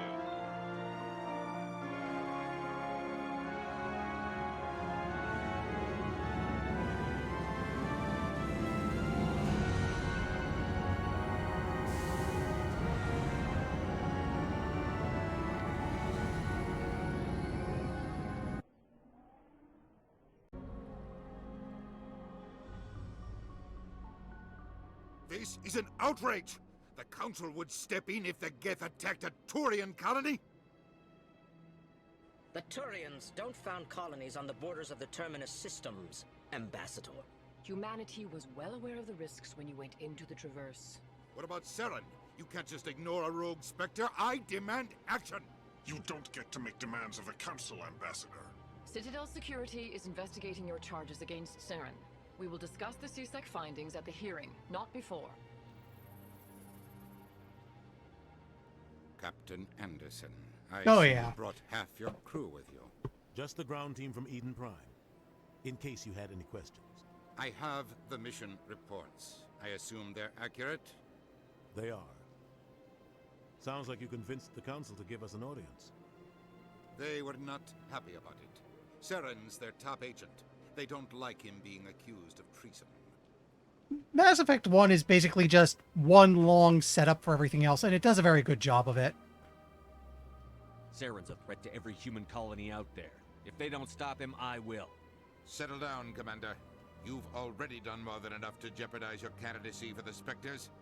The mission on Eden Prime was a chance to prove you could get the job done. Instead, Nihilus ended up dead and the beacon was destroyed. That's Saren's fault, not his. Then we better hope the CSEC investigation turns up evidence to support our accusations. Otherwise, the Council might use this as an excuse to keep you out of the Spectres. Come with me, Captain. I want to go over a few things before the hearing. Shepard, you and the others can meet us at the Citadel Tower, top level. I'll make sure you have clearance to get in. And that's why I hate politicians. And you'd probably know better than I do, Alex, because you beat all 3 games. But from what I know, like, with choice and consequence being such a big part of this game, some of the stuff we're doing now will have an effect going into Game 3. I know it certainly will going into the next game. We picked up a new codex. The Citadel, the Council, is an executive committee composed of representatives from the Asari Republics, the Turian Hierarchy, and the Solarian Union. Though they have no official power over the independent governments of other species, the Council's decisions carry great weight throughout the galaxy. No single Council race is strong enough to defy the other 2, and all have a vested interest in compromise and cooperation. Each of the Council species has general characteristics associated with the various aspects of governing the galaxy. The Asari are typically seen as diplomats and mediators. The Solarians gather intelligence and information. The Turians provide the bulk of the military and peacekeeping forces. Any species granted an embassy on the Citadel is considered an associate member, bound by the accords of the Citadel Conventions. Associate members may bring issues to the attention of the Council, though they have no input on the decision. The Human Systems Alliance became an associate member of the Citadel in 2165. More or less, it's the Solarians are your spies, the Turians are roughly Klingons, I guess you could say, although the Krogan really do the whole warrior culture thing. And the Asari, I mean, let's be honest, if not for the fact that they're blue, they'd be the green-skinned space babes.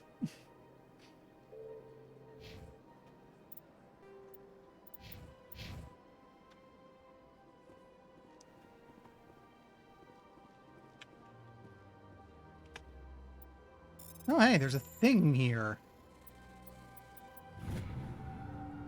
Alliance Patrol Report. Captain Henderson reported some unusual energy readings during a patrol of the Argos Rio cluster. She had particular concerns about the Hydra system, but was recalled before her team could investigate further. No patrols are scheduled for that sector. Do we want to send in a recon team? That's a thing we can go do now. Annoyingly, side quests aren't necessarily the best in this game, but we'll still want to do a whole lot of them because, again, consequences. We want to do stuff so we can see it pay off in the later games. I understand what you're saying, but these allegations are very serious. I can't just... This is serious. My reputation is at stake. I spoke with the consort in confidence, and her alone, and she betrayed that confidence. All right. I will look into it for you. In the meantime, do not do anything rash. Hello there, human. Sincere apology, but I am here on business and cannot be distracted right now. You seem distressed. Is there something I can do to help? Alarmed response. You overheard that, did you? This is all going so wrong. And it is the Asari consort's fault. She's the one who started all this. What did this Asari do to get you so upset? I cannot speak more about this problem. It is too sensitive. Suffice it to say, she has compromised my authority as a diplomat. Where can I find this Asari consort? She is across the bridge from here. Her offices are easy enough to spot. Good day, human. This also gives a couple codex entries. EarthClan, you are in the wrong place, I think. Your ambassador is next door in the large office. Chastising remark. Don't be so rude, Den. At least introduce yourself. I am Din Korlak, Volus Ambassador. Is there something I can do for you, Earth Clan? Yeah. Like I said, this game does a big thing where the races are very much Planet of Hats, but then it starts to play with them a little. Like, there is that bit with the Solarians near the end. I won't say now, but we'll get there. What is this place? You are in the embassy for the Volus and the Elcor. Your ambassador is next door, in his own office. In this shared space, I aid my fellow Volus when I'm not being interrupted.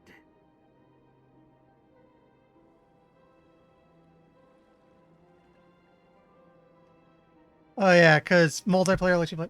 I heard mention that they would have maybe patched multiplayer back into Legendary, but it does not seem to have happened. I'd like to know more about the Volus.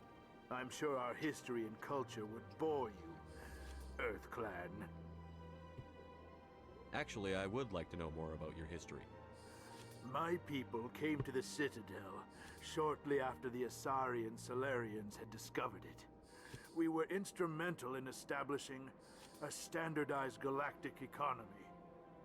However, despite our long association with the Citadel and our many contributions to galactic society, we still do not hold a seat on the Council. Tell me about Volus culture.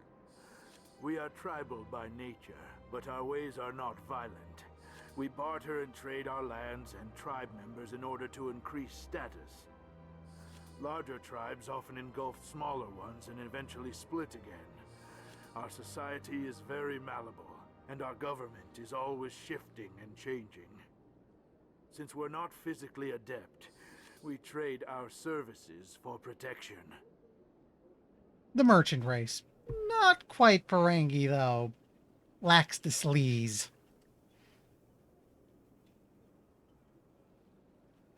What is it you do here?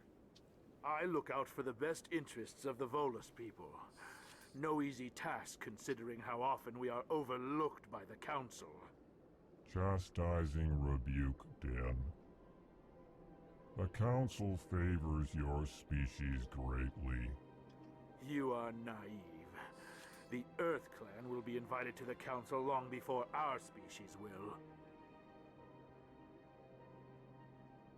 Let's look Why into aren't that. the Volus or Elcor part of the Council? All species must prove themselves before they join the Council. All but the Earth Clans, it would seem.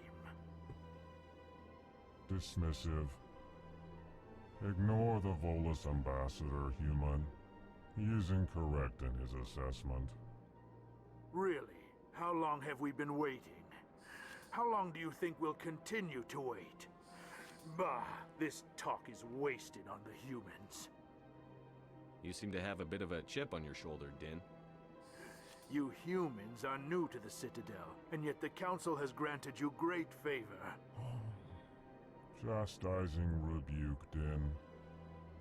Your species I just realized has Kellen always might been have 4 granted eyes many here. Concessions. Volus territory has expanded tenfold since coming to the Citadel. Details. We still have no real say in the decisions that affect Citadel space. Goodbye, Ambassador. Think we can talk to the other one? Yes. Good day, Earth Clan. Pleased greeting. Human, it is always good to see your kind. I am Ambassador Kalen. Genuine query. Is there something I can do for you this day? Why do you explain what you're about to say? Our people communicate less through words and more through scent and slight movements.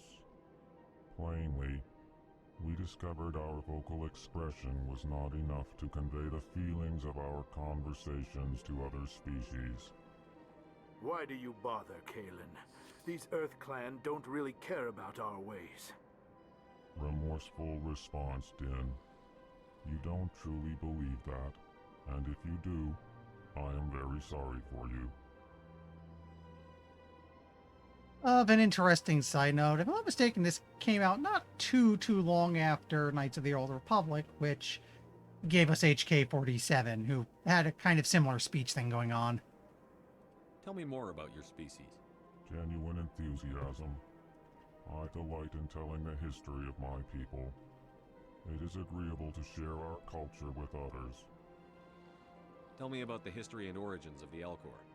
The Elcor were just beginning to explore Council space when the Asari first made contact with us.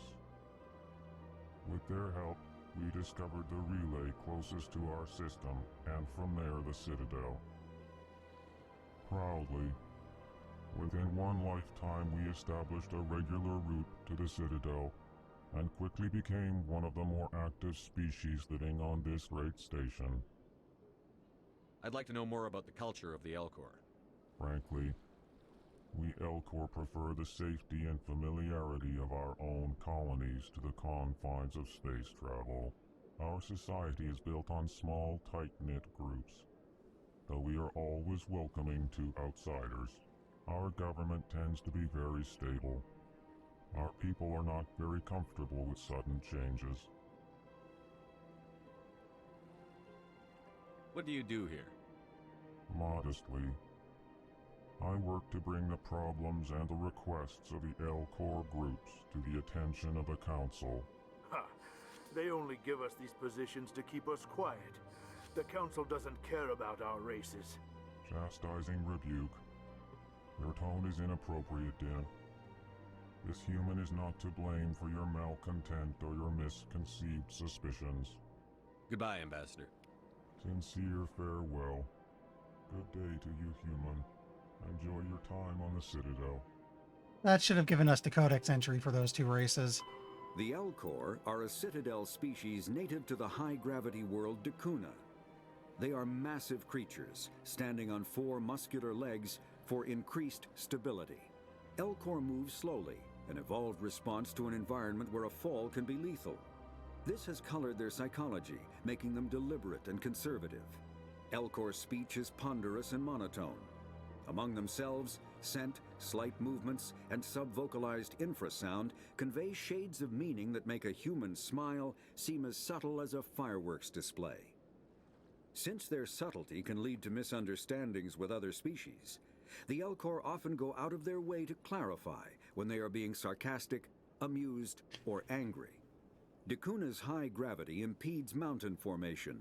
Most of the world consists of flat, open plains, which prehistoric Elcor wandered across in small family bands.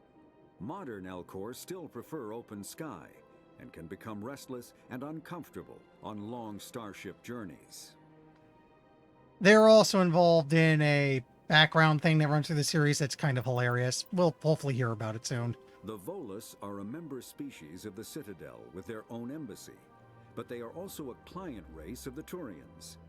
Centuries ago, they were voluntarily absorbed into the hierarchy, effectively trading their mercantile prowess for Turian military protection.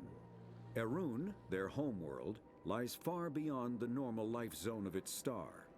However, the world has a high-pressure greenhouse atmosphere that traps enough heat to support an ammonia-based biochemistry. As a result, the Volus must wear pressure suits and breathers when dealing with other species, as conventional nitrogen-oxygen air mixtures are poisonous to them, and in the low-pressure atmospheres tolerable to most species, their flesh will actually split open. Volus culture is tribal, bartering lands and even people to gain status. This culture of exchange inclines them to economic pursuits. It was the Volus who authored the Unified Banking Act, and they continue to monitor and balance the Citadel economy. So they're a low-pressure species, which kind of makes me wonder what's under the suit. I'm somehow picturing something very jellyfish-like, maybe a bit translucent.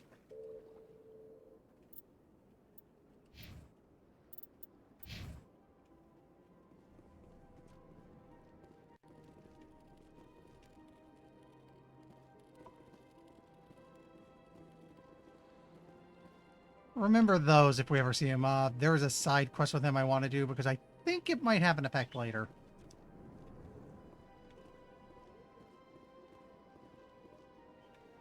No, wait, that's where we just left. We want to go down here.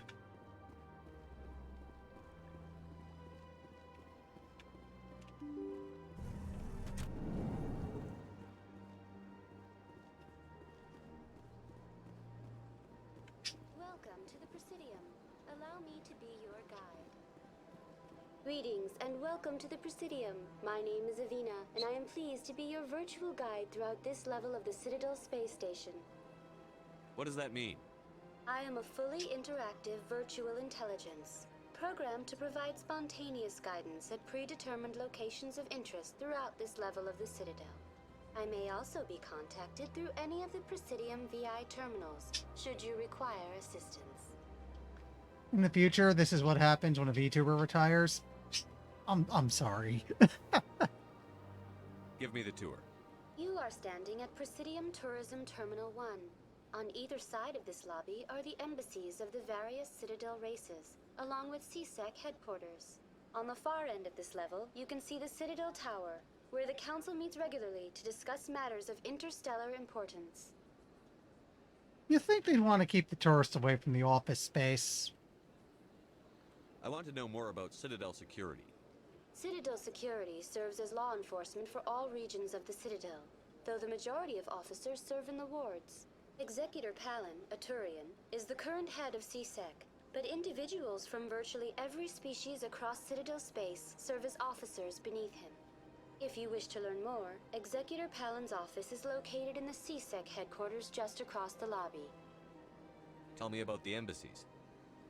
Each species in Citadel space important enough to be consulted on matters of galactic politics maintains an embassy on the Presidium. The Volus were the first non-council species to be granted an embassy, roughly 2,384 galactic standard years ago.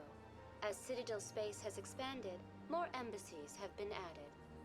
The most recently added embassy belongs to your own species, humanity. It was added 19 galactic standard years ago, despite some rather vocal opposition. Why were people trying to keep my species out? Some species felt humanity was given preferential treatment. It often takes a century or more before a new species is granted an embassy. The Council gave a great deal of thought to this matter. In the end, they decided humanity's impact on Citadel space was significant enough to warrant an embassy. How come the Volus were the first species given an embassy? In the early years following the formation of the Council, the Volus were, apart from the Usari and Solarians, the most populous and widespread species in Citadel space. They established many new colonies and trading outposts, and they petitioned the Council for a greater role in determining interstellar policy. Excuse me a In moment. recognition of their work to expand interstellar trade and establish a standardized galactic economy, the Volus were granted an embassy here on the Citadel.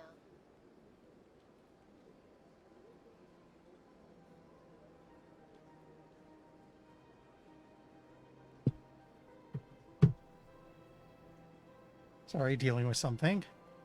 Just an embassy? Why weren't they made a council race?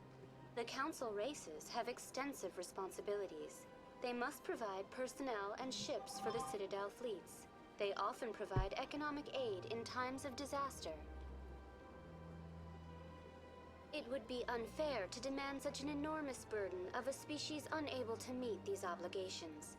The embassies allow lesser species to have a voice on the Citadel. That's pretty damn arrogant. I apologize if my personality has offended you.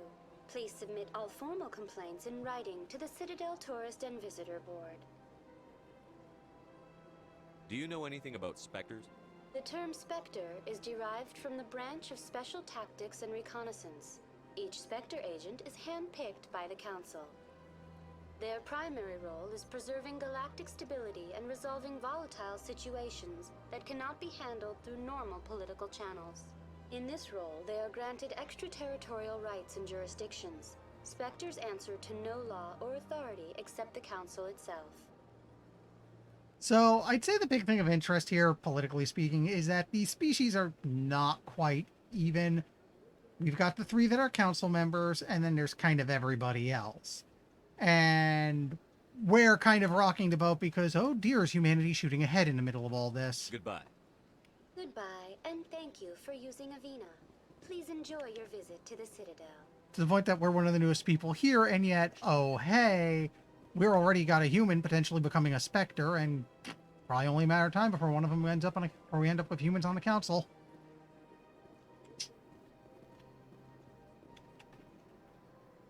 Citadel Tower's tall white structure, far to your left across the plaza. It houses Citadel and heart of Citadel politics. We should go see the consort. That's over here.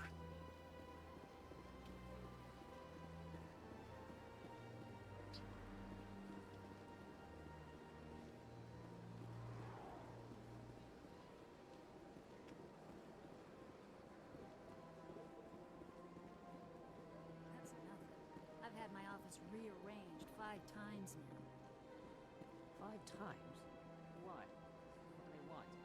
How should I know? It's not like keepers offer an explanation for what they're doing. Yet everyone just lets them go on doing whatever it is they do. What choice do we have? If we try to stop them, we shut down another one replaces it. Strange that you know so little about them. Not to mention frustrating. If you can hear and or read that, they're talking about these weird bug fellas here. Welcome. I am Nelina. I don't recognize you as one of our expected clients today. Would you like me to see when the consort will be able to meet with you? Can't I just go in? I'm afraid not. Yeah, you must understand there are many who seek the consort services. But if you wish to leave your name, she'll make every effort to meet with you. Commander Shepard, with the Alliance Navy. Excellent. You should hear something in 3 or 4 months. I wonder if that actually comes back later on, maybe in the second game. Nobody's worth that much of a wait. Well, that's not for me to judge. I have your name and you'll be contacted. Is there anything else? What is the consort? What does she do? It's difficult to explain. She's many things to many people and something different for each. Some seek her for advice, some for entertainment, others still for pleasure. Most of the time, our clients won't realize what they were seeking until after she has provided it for them. You make her sound like some kind of oracle. No, not in the usual sense. She's merely a woman with remarkable compassion and a generous spirit. I suggest you make an appointment and see for yourself. Just a reminder, this is sci fantasy, not hard sci-fi, so weird mystic stuff is gonna be a thing. What do you do here, Nelina? I'm one of the consort's acolytes. Many of the people here today will not see the consort, but they expect to be attended to just the same. It's our job to ensure that they leave contented. What exactly do you attend to? Well, each acolyte has her unique abilities. Some soothe with song, others with conversation. As much as possible, we seek to match the needs of our clients to the skills of our acolytes. My specialty is touch. My fingertips can find every tension point in your body and relieve it. I'd like to try out your services. Excellent. I'll add you to our client list. We should be able to see you in 3 or 4 months. Again, it'll be funny if this crops up later. What do you do here, Nelina? Nope. I'm one of many of... It's our job to ensure that they leave Okay. contented. I think I'm done here. Oh, well, I hope you'll return again in the future. We always enjoy seeing new clients. Nelina. Yes, Shaira? Send the commander up to see me. I wish to speak with him. Yes, of course, mistress.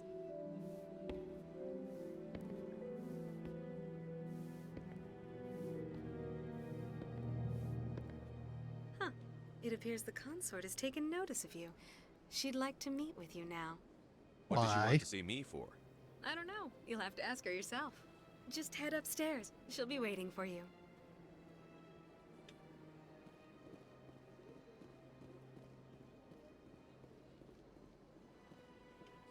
This is my first time. I can't believe I didn't come sooner. You're with the Alliance? My brother's a private back on Earth.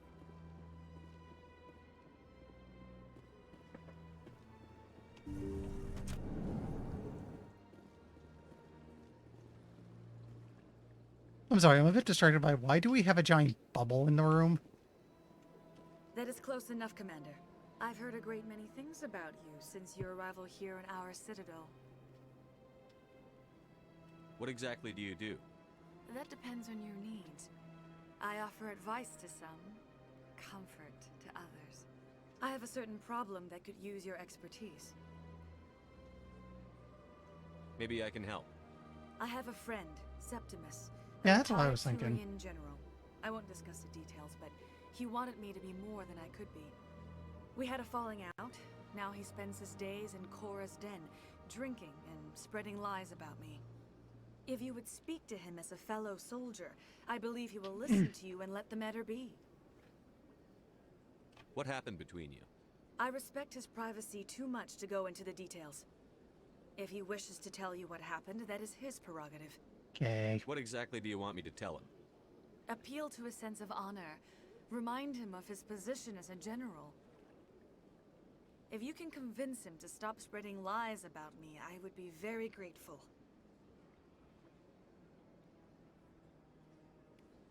Now I must ask you to take your leave.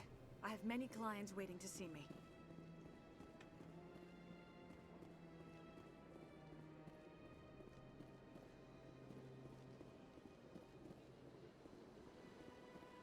I have to admit I'm a little nervous.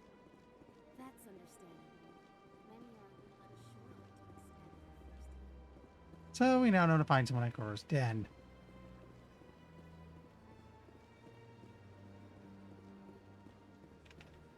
That said, I think before, not what I meant to do. Expect me to do that a lot. We should probably head up to the tower. And then I know there's a bunch of stuff we can do here before we leave planet again, but let's push the plot a little bit first.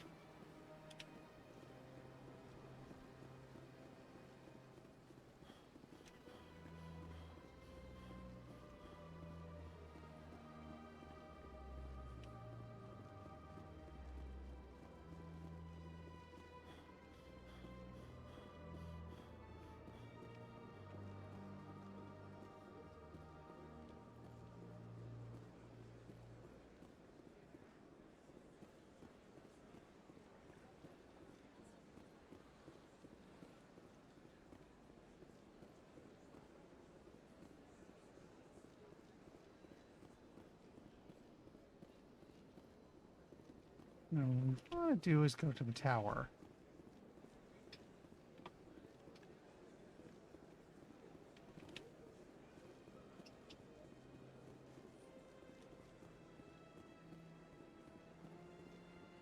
Oh, this should get us the Keeper Codex. Welcome to Presidium Tourism Terminal 2. You are standing near the base of the Citadel Tower, one of the Presidium's most recognizable and important structures. Behind me is the spectacular Relay Monument, a scale model representation of a Prothean mass relay. To your left is one of the Keepers, the enigmatic caretakers of the Citadel, working on a control panel. You may see Keepers involved in various tasks throughout all levels of the Citadel. We ask that you do not interfere with them in any way. The Keepers are essential to the smooth operation of the Citadel. Obstructing their daily work will result in harsh penalties, including incarceration and rehabilitation. I'd like to know more about the Keepers. Little is known about these peaceful servants of the Citadel, though they are essential to the operation and maintenance of the entire station. Citadel regulations protect the Keepers against interference during the performance of their tasks. Failure to comply will result in harsh penalties. Keepers can be seen in all sections of the Citadel, but are typically found in and around the tower. I do find it a little weird with the Keepers that we have no idea, and the result is to... And the answer to it all has been to basically just go, don't bother them. Any particular reason there are so many Keepers in this area? The Keepers do not communicate with other species. It is assumed, however, that the tower houses the Citadel's primary control systems. Many of the station's systems, such as navigation and life support, function automatically. It is believed the Keepers operate those systems from inside the tower's inaccessible core. The Keepers also make frequent appearances in the council chamber itself, though they appear to be just passing through on their way to some other destination. It's also interesting that, you know, as far as we can tell, we found the Citadel, and there just happened to be a bunch of keepers here keeping it running, and yeah, that goes places. We'll get to that a little later. Tell me about the Citadel Tower. Housing both the council chambers and Citadel control, the tower is one of the most important buildings on the station. Access to these areas is restricted to those with the appropriate clearance. What happens in Citadel Control? Citadel Control handles all incoming and outbound transit. Every ship within 2,000 kilometers of the Citadel is under the jurisdiction of Citadel Control. At peak capacity, they are responsible for monitoring upwards of 1,000 vessels. Spiffy. That's all for now.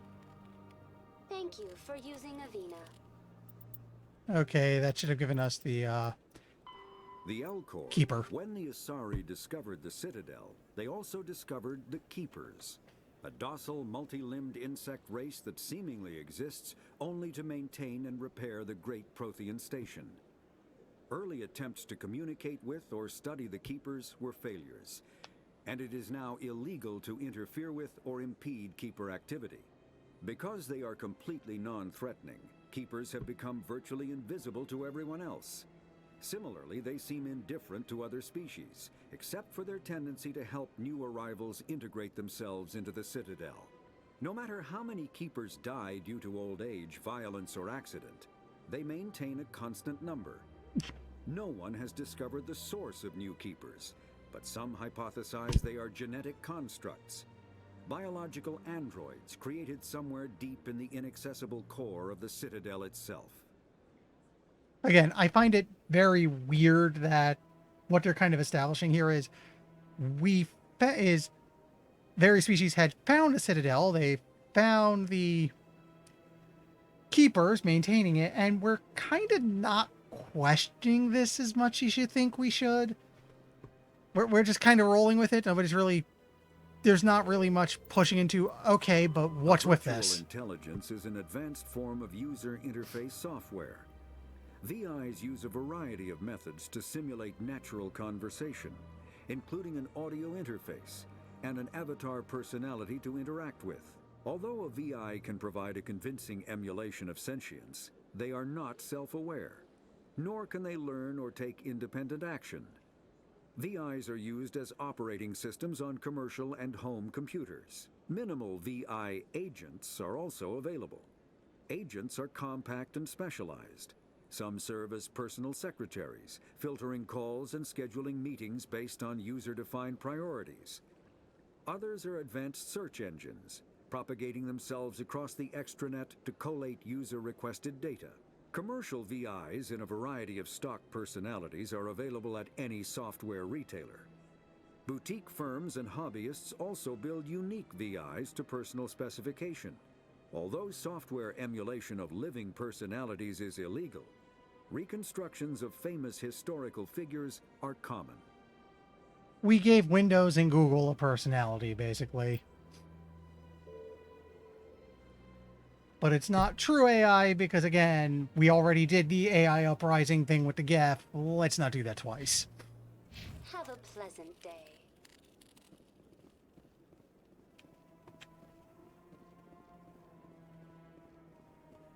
Are the rest of them in Cora's den, Alex? I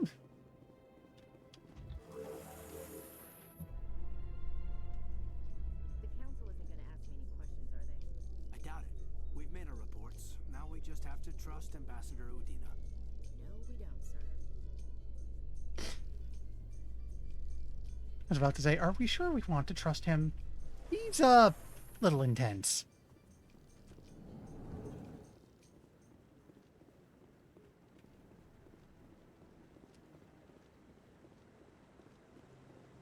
Saren's hiding something. Give me more time. Stall them. Stall the council? Don't be ridiculous. Your investigation is over, Garrus.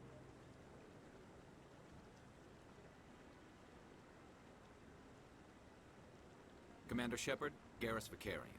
I was the officer in charge of the CSEC investigation into Saren.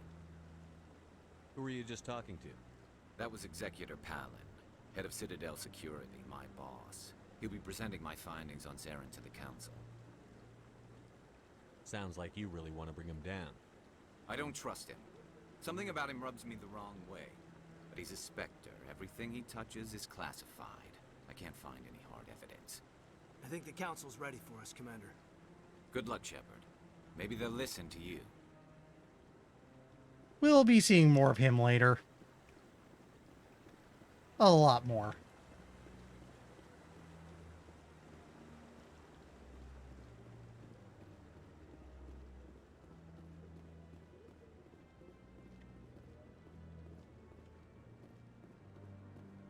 Don't be ridiculous.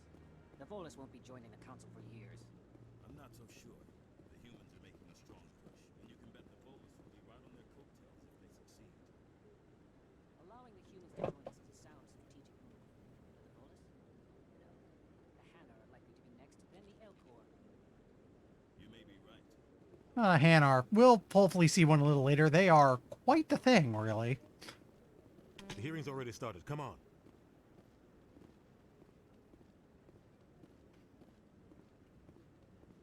The Geth attack is a matter of some concern, but there is nothing to indicate Saren was involved in any way. The investigation by Citadel Security turned up no evidence to support your charge of treason. An eyewitness saw him kill Nihilus in cold blood. We've read the Eden Prime reports, Ambassador. The testimony of one traumatized dock worker is hardly compelling proof. I resent these accusations. Nihilus was a fellow Spectre and a friend. That just let you catch him off guard. Captain Anderson, you always seem to be involved when humanity makes false charges against me. And this must be your protege, Commander Shepard, the one who let the beacon get destroyed. The mission to Eden Prime was top secret. The only way you could know about the beacon was if you were there. With Nihilus gone, his files passed on to me. I read the Eden Prime report. I was unimpressed. But what can you expect from a human? Saren despises humanity. That's why he attacked Eden Prime. Your species needs to learn its place, Shepard. You're not ready to join the Council. You're not even ready to join the Spectres. He has no right to say that. That's not his decision. Shepard's admission into the Spectres is not the purpose of this meeting. This meeting has no purpose. The humans are wasting your time, Counselor, and mine. You can't hide behind the Council forever. There is still one outstanding issue. Commander Shepard's vision. It may have been triggered by the beacon. Are we allowing dreams into evidence now? How can I defend my innocence against this kind of testimony? I agree. Our judgment must be based on facts and evidence, not wild imaginings and reckless speculation. Do you have anything else to add, Commander Shepard? You've made your decision. I won't waste my breath.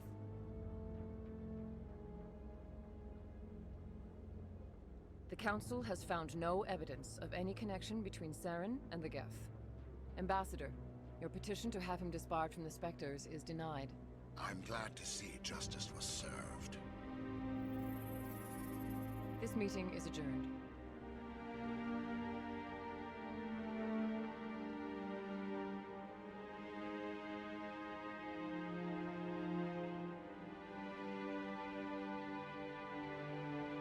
It was a mistake bringing you into that hearing, Captain. You and Saren have too much history. It made the Council question our motives. I know Saren. He's working with the Geth for one reason. To exterminate the entire human race. Every colony we have is at risk. Every world we control is in danger. Even Earth isn't safe. I know Saren. Tell me about this history between you and Saren. I worked with him on a mission a long time ago. Things went bad. Real bad. We shouldn't talk about this here. But I know what he's like. And he has to be stopped. What's our next step? As a Spectre, he's virtually untouchable. We need to find some way to expose him. What about Garrus, that CSEC investigator? We saw him arguing with the Executor. That's right. He was asking for more time to finish his report. Seems like he was close to finding something on Saren. Any idea where we could find him? I have a contact in CSEC who can help us track Garrus down. His name is Harkin. Forget it. They suspended Harkin last month, drinking on the job. I won't waste my time with that loser. You won't have to. I don't want the Council using your past history with Saren as an excuse to ignore anything we turn up. Shepard will handle this. I do have some commentary on that, but I want to wait till we get the story between the two of them. You can't just cut Captain Anderson out of this investigation. The ambassador's right. I need to step aside. I need to take care of some business. Captain, meet me in my office later. Harkin's probably getting drunk at Cora's Den. It's a dingy little club in the lower section of the wards. Maybe there's another way to find evidence against Saren. You should talk to Barla Vaughn over in the financial district. Rumor has it he's an agent for the Shadow Broker. The Shadow Broker? An information dealer. Buys and sells secrets to the highest bidder. I've heard Barla Vaughn's one of the top representatives. He might know something about Saren, but his information won't come cheap. You and Saren have a history. What happened? About 20 years ago, I was part of a mission in the Skillian Verge. I was working with Saren to find and remove a known terrorist threat. Saren eliminated his target, but a lot of people died along the way, innocent people. And the official records just covered it all up. But I saw how he operates. No conscience, no hesitation. He'd kill 1,000 innocent civilians to end a war without a second thought. Now that you mention it, I do kind of see that, Mel. I'm thinking it could just be a result of them. I don't know how they updated the graphics for this game, because remember, this is from like 2005. It's possible they just up-resed everything or something. Killing innocents doesn't end wars, it causes them. I know how the world works, Commander. Sometimes you're forced to make unpleasant decisions. But only if there's no other way. Saren doesn't even look for another option. He's twisted, broken. He likes the violence, the killing. And he knows how to cover his tracks.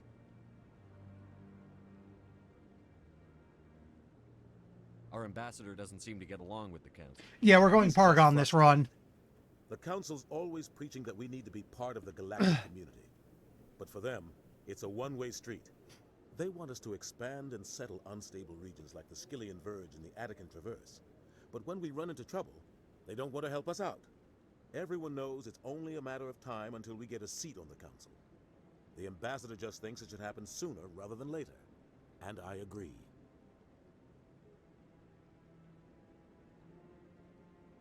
You don't think much of Harkin. The guy joined C-Sec about 20 years ago. He's been an embarrassment to our species ever since. Roughing up suspects in custody, bribery accusations, alcohol and drug use. The embassy used to step in when he got in trouble. But I guess enough was enough.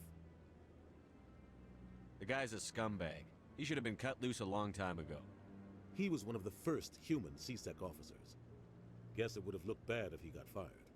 A lot of backroom deals were worked out over the years to keep him on the force. Politics is a dirty business sometimes, but it looks like his time's run out. We've got enough humans in C-Sec now to stop protecting him. I thought this embassy was supposed to help humans. Harkin may be human, but he's also an ass. He's had more than his share of chances.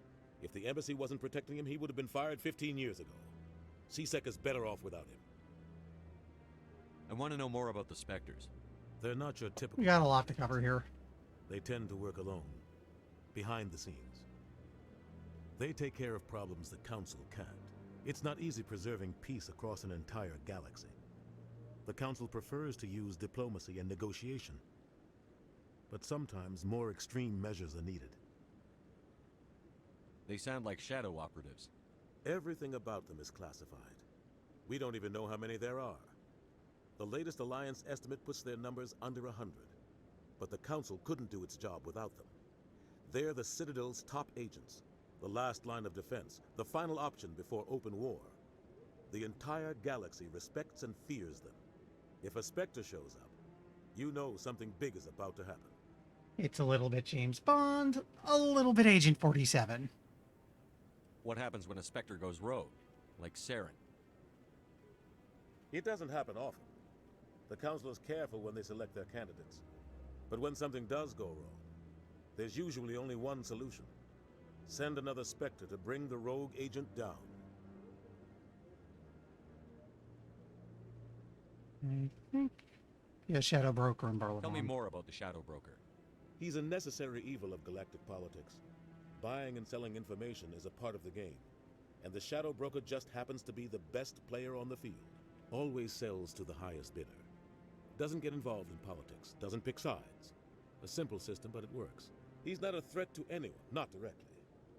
He's just a resource we can use, or she is. Or maybe they are. Nobody really knows. Tell me about Barlavon. He specializes in moving large sums of money without leaving a paper trail. A financial genius. Doesn't do anything illegal, but he knows all the loopholes. He's got an impressive client list. Ambassadors, diplomats, specters. That's probably why the Shadow Broker uses him. I should go. Good luck, Shepard. I'll be over in the ambassador's office if you need anything else. In a moment, just want to poke my head out real quick. Okay, everything's looking good out here.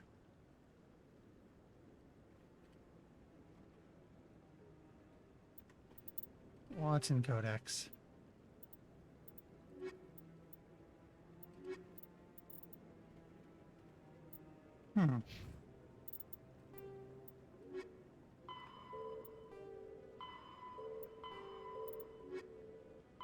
The Asari, There we go. the second species to join the Citadel. The Solarians are warm-blooded amphibians with a hyperactive metabolism. Solarians think fast, talk fast, and move fast. To Solarians, other species seem sluggish and dull-witted. Unfortunately, their metabolic speed leaves them with a relatively short lifespan. Solarians over the age of 40 are a rarity. The Solarians were responsible for advancing the development of the primitive Krogan species to use as soldiers during the Rachni Wars. They were also behind the creation of the genophage bioweapon the Turians used to quell the Krogan rebellions several centuries later. Solarians are known for their observational capability and non-linear thinking. This manifests as an aptitude for research and espionage. They are constantly experimenting and inventing, and it is generally accepted that they always know more than they are letting on. The smart guy / spy race. Again, this stuff gets played with. There's a big one with them later on. But that's like a really late game in this one.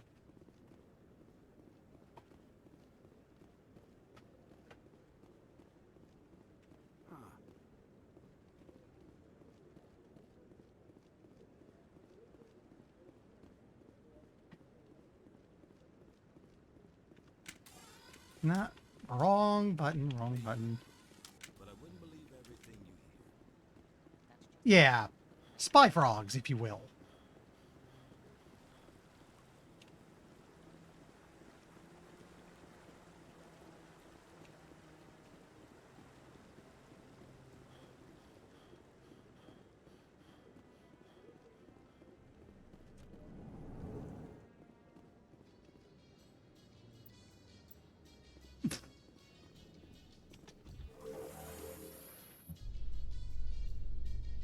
I can't believe the Council ignored all the evidence against Saren. Saren's one of their best operatives. It's only natural they'd take his word over ours. I'm kind of cracking up at the elevator music here. That's politics, Chief. I hate politics.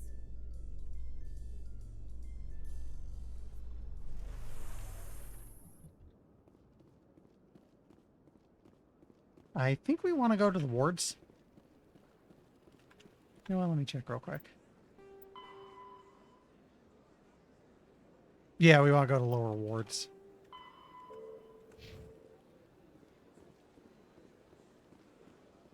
Oh, hey, a quest, side quest just opened up. This one believes it has the right to move freely through this area.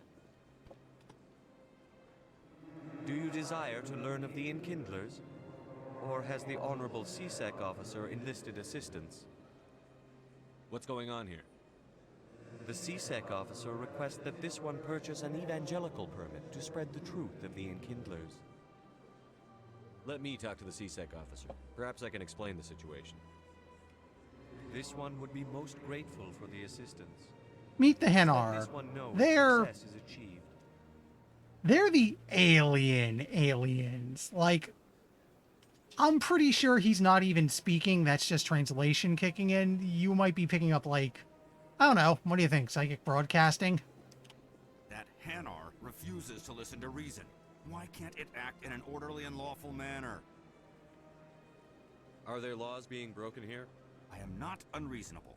The Hanar is free to spew its nonsense once it purchases an evangelical permit. If you'd like, I could talk to the Hanar for you. I have argued with the stubborn jelly all afternoon. You are certainly welcome to trouble. Has the CSEC officer been assuaged? The CSEC officer is just doing his job. You're causing trouble. This one is too humble to suggest that the CSEC officer is personally biased. This one only wishes to spread the truth to any who will listen. There is no intent to cause trouble. What if I purchase the evangelical permit for you? Finances are only a partial limitation.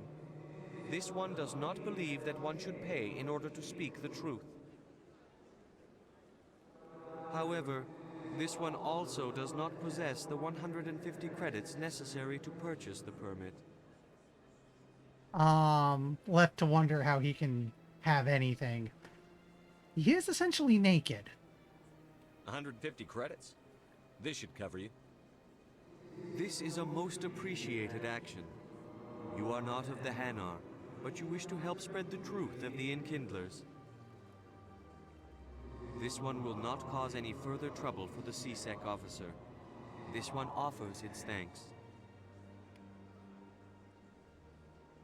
Yeah, it doesn't speak.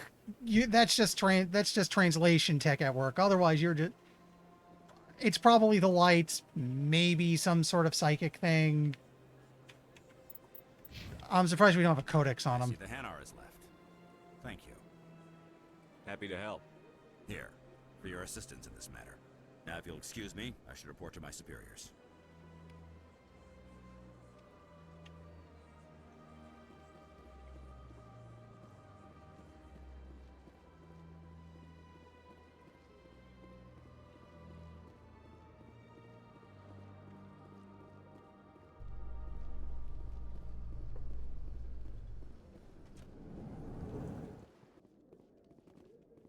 How you holding up, Lieutenant?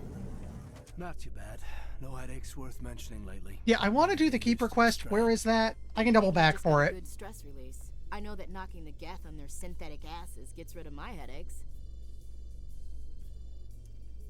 We should do the Keeper quest ASAP, because it's the one where you go look at a bunch of them. It's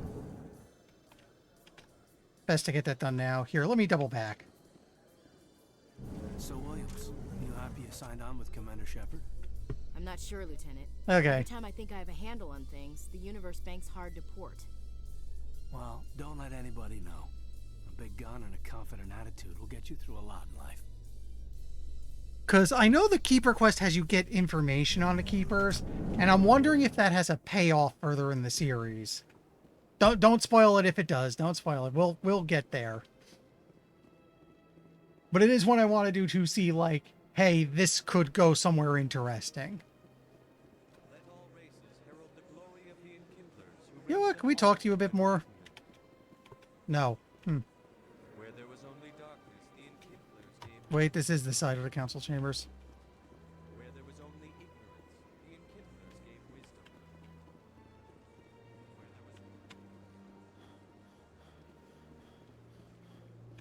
wisdom. Nope, no, tower's this way. Alright, now I remember.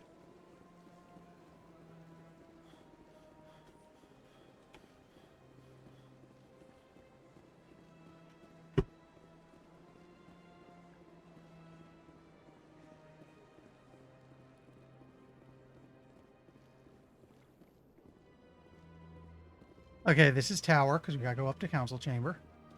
Those Asari commandos are impressive. Lightly armored, but their speed more than makes up for it. Unless that speed lets them outrun bullets, I'm more inclined to stick with nice, solid armor. And a big gun. Point taken.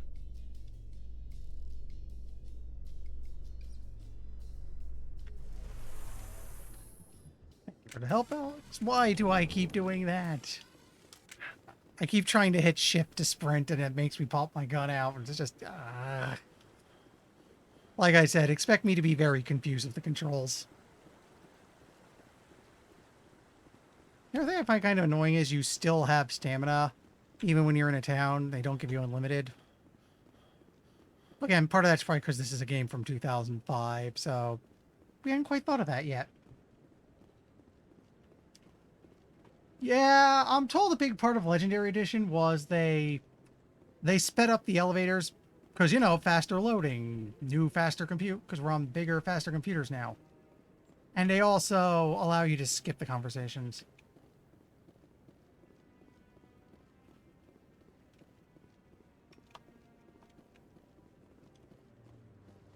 No, is it not all the way up here? We know it's somewhere in here, because this is council chambers. Oh, there we go. Dude bugging a keeper. Up to something. What? Oh, no, I wasn't. Never mind.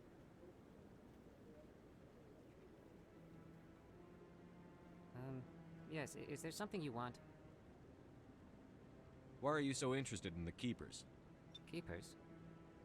I've got no interest in the Don't get coy. I know what I saw. I'm not so sure I should be talking to you about this. We're just talking. Is there something wrong with that? No. I guess it wouldn't hurt to tell you. I'm using a small scanner to gather readings on the Keepers.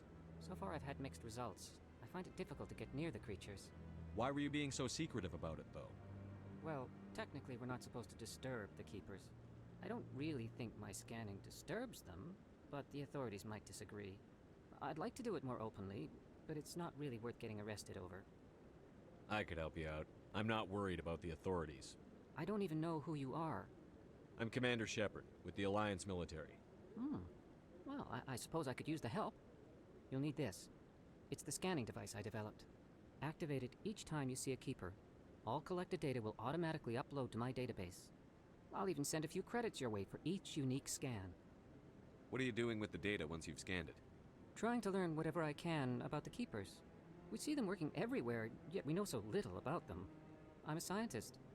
I want to know what makes them tick. What are you doing with the data Oh, once you've no, scanned I it? said it Trying to already. learn whatever we see. I'm a scientist. I want to know what makes them tick. I should get going then. Yes, I have much work myself. So long, and good luck with the scanning.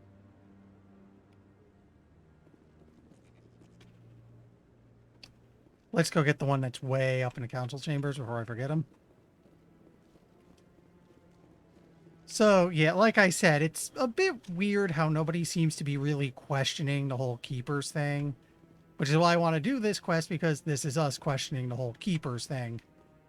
And I'm interested if it yet turns into something later on.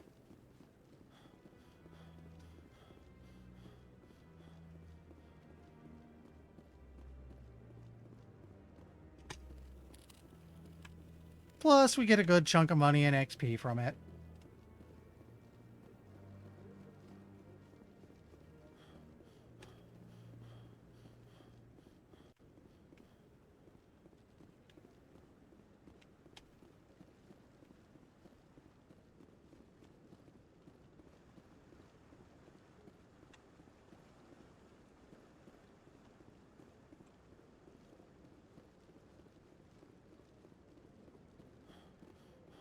Oh yeah, I see what you mean about the Omni tool. It's just kinda there.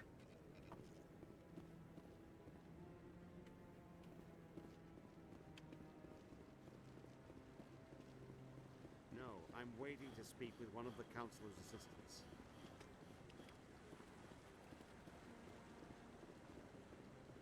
No, I just want to ask a couple of questions. Commander? Oh, no, that doesn't lead to anything. Okay.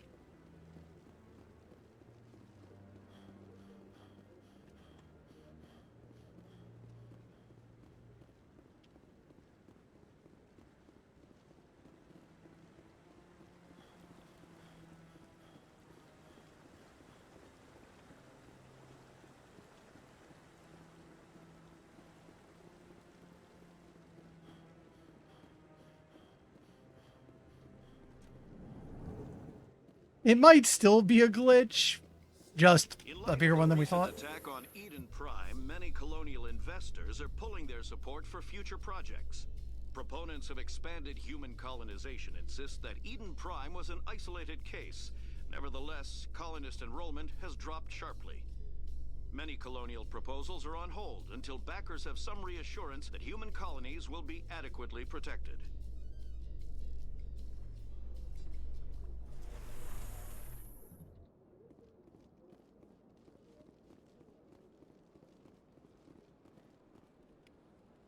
You saw nothing. Please do not disturb the keepers. I said you saw nothing. We'll want to go back to the embassies. Back to the consort, because I think there's a keeper down there. Just explore this thoroughly, make sure we found as many as possible, so I'm not stuck going, who'd I miss later?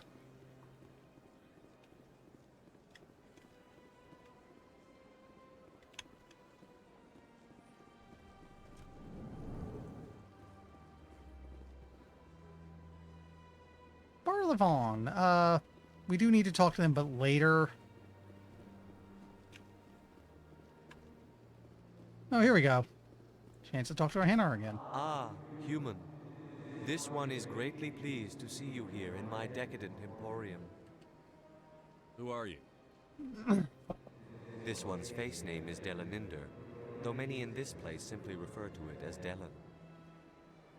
Please take time to examine the fine goods it has for purchase, all of great worth.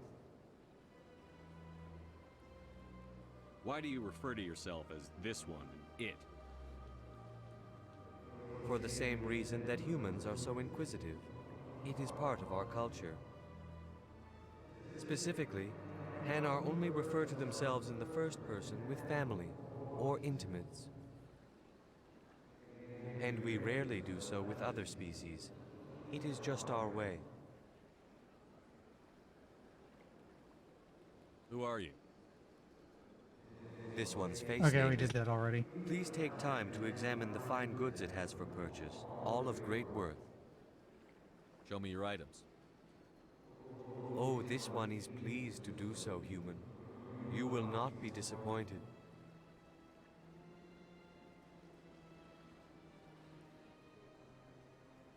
Few upgrades real quick.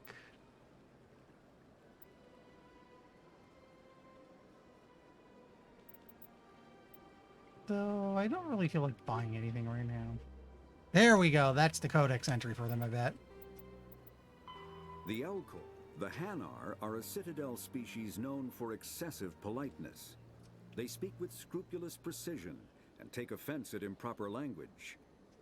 Hanar that expect to deal with other species take special courses to help them unlearn their tendency to take offense at improper speech.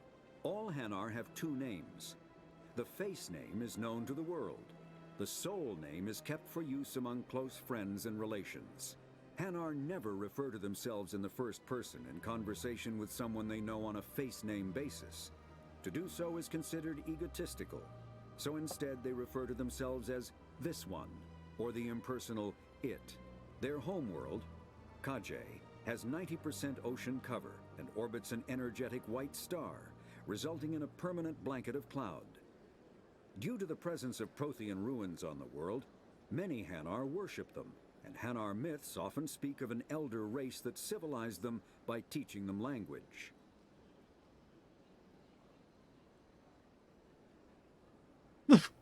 That must have been a trip, yeah. The codex doesn't really go into this, but like I said, they're the very alien aliens. Like, the other species we come across so far, even if they can look a bit out there, are roughly humanoid, more or less.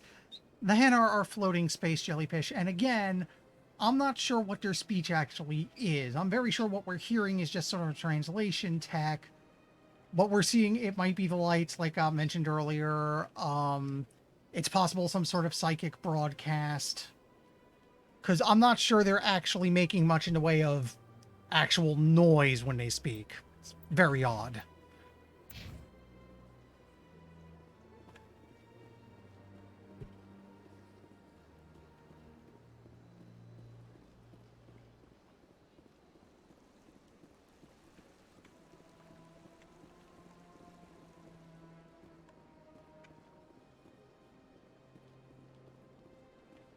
Actually, I bet there's a keeper hiding back there.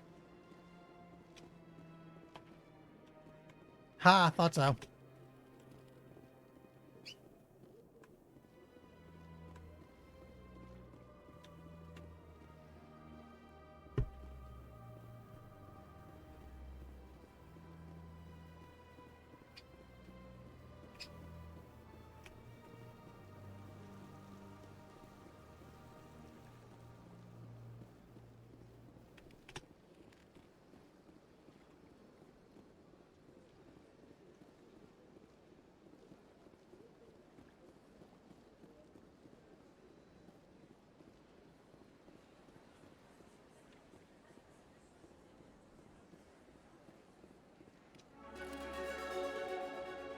Oh, nice. Basically a free level there.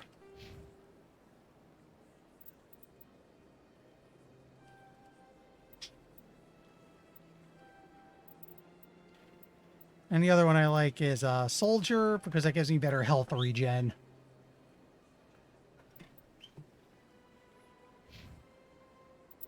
Oh yeah, I should get the others covered.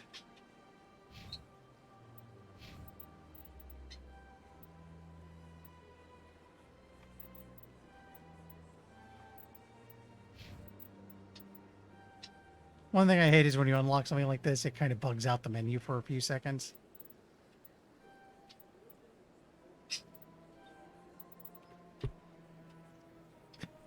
Ding indeed. Would I please stop doing that?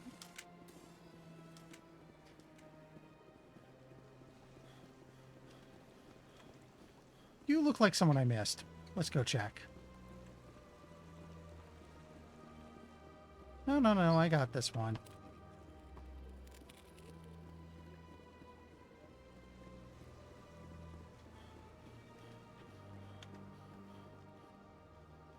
Do we have a map? Yes. Oh, okay. If I turn around, that's the consort chambers, because I think there's at least one hiding in there.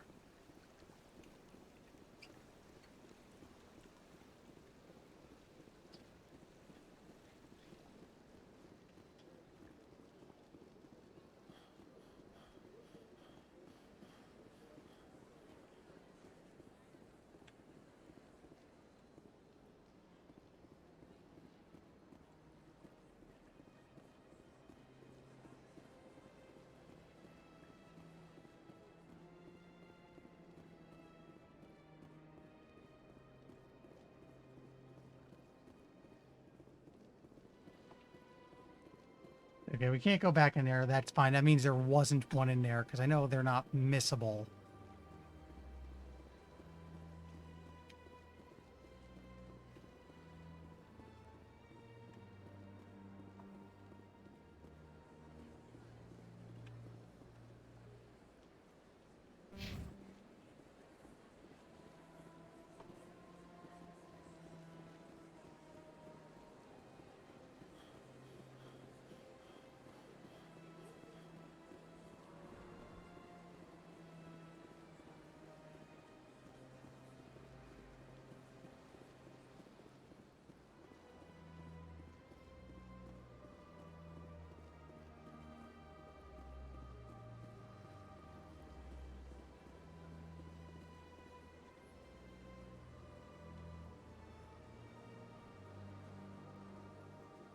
Okay, we want to explore around this side some more.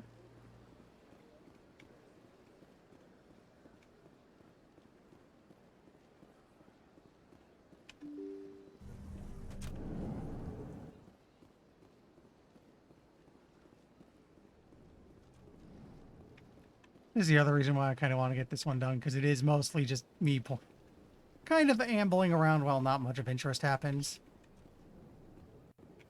What the heck? Okay. There we go. I knew one of the offices had somebody. But yeah, this is also where the CSEC HQ is, so we probably want to go check that.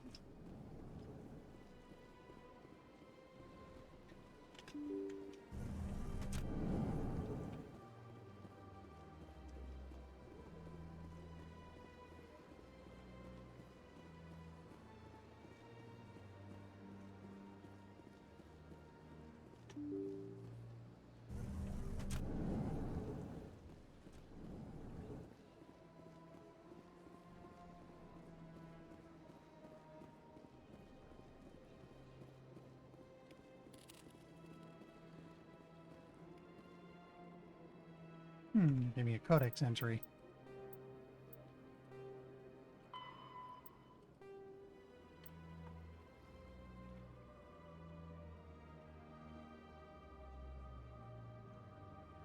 Due to the destructive potential of dreadnoughts, the Council races agree at the Araxian Naval Conference to fix a ratio of dreadnought construction between themselves. At the top of the pyramid is the peacekeeping Turian fleet. Below the Turians are the other Council races, currently the Asari and the Solarians. Council races are at the bottom. The Human System Alliance is part of the last group. Ratio of Turian Council to Associate Dreadnoughts is 5-3-1. Every Dreadnought humans are permitted to build. The Asari have 3 and the Turians 5.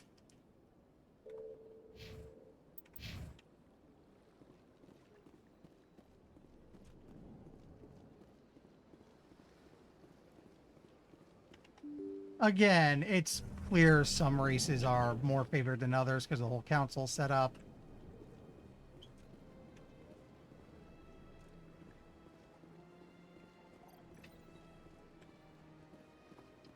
I'll talk to him in a moment. I just want to see if there's a keeper in here.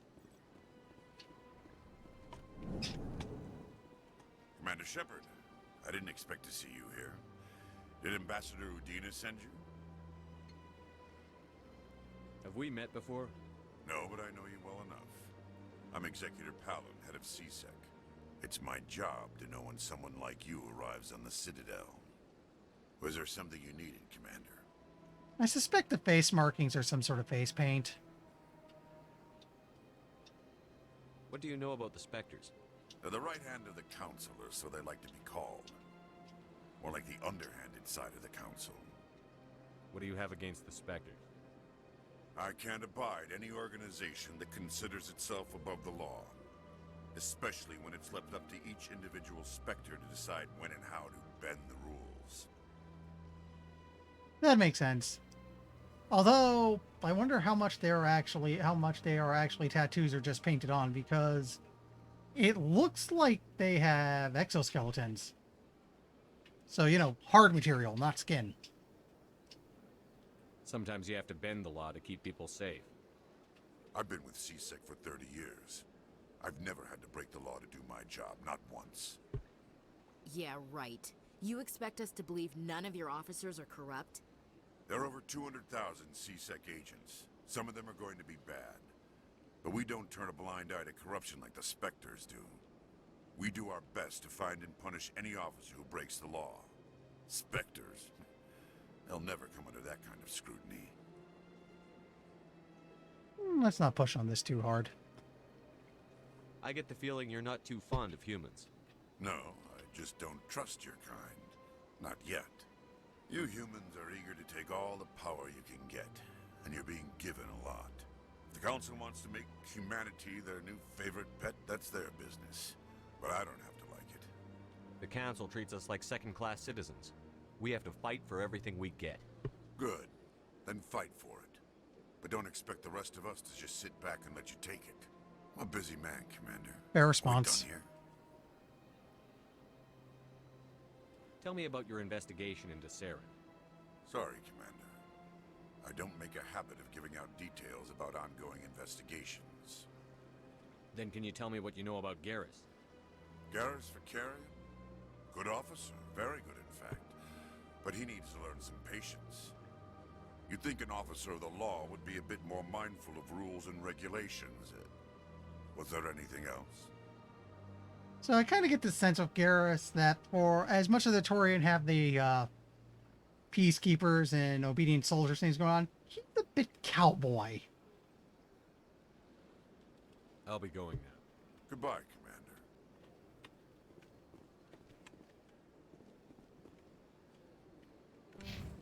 Now we gotta go into the lounge.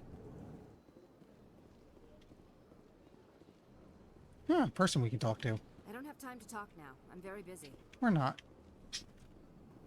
Get a look around. Doesn't look like there's I can't any. believe the rumors. The consort. What do you want? Oh, hey. Oh, Commander. Is there something I can do for you? Relax, Private. This isn't an inspection. Right, sorry. What can I do for you, Commander? What can you tell me about the Asari consort? Well, she's an Asari who works here as... That is, she helps people with things. You never went to see her, did you, Fredericks? No, I never did. I couldn't afford it. It costs half a year's credits just to go in and talk to her. Can you at least tell me where I can find her? Sure. She's across the bridge from the embassies. Thanks, kid.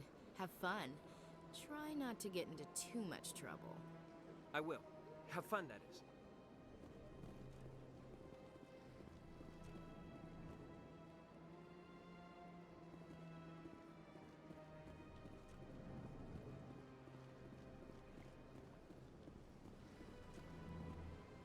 That's the way I want to go. Wait. No, I was back there before. Okay. Back, let me just check. There we go. Scan to Keeper says I got 9 out of 20. So the next one I find would be the halfway mark.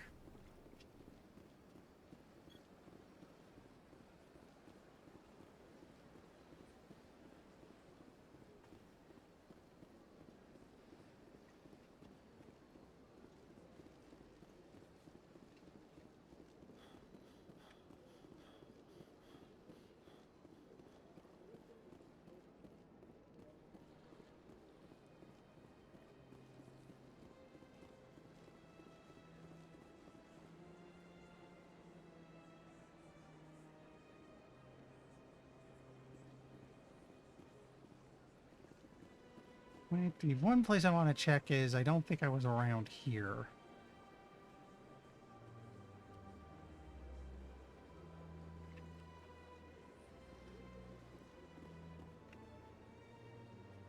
Which way am I going?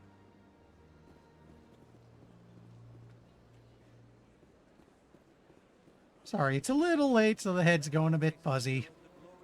We're actually very near my stopping time.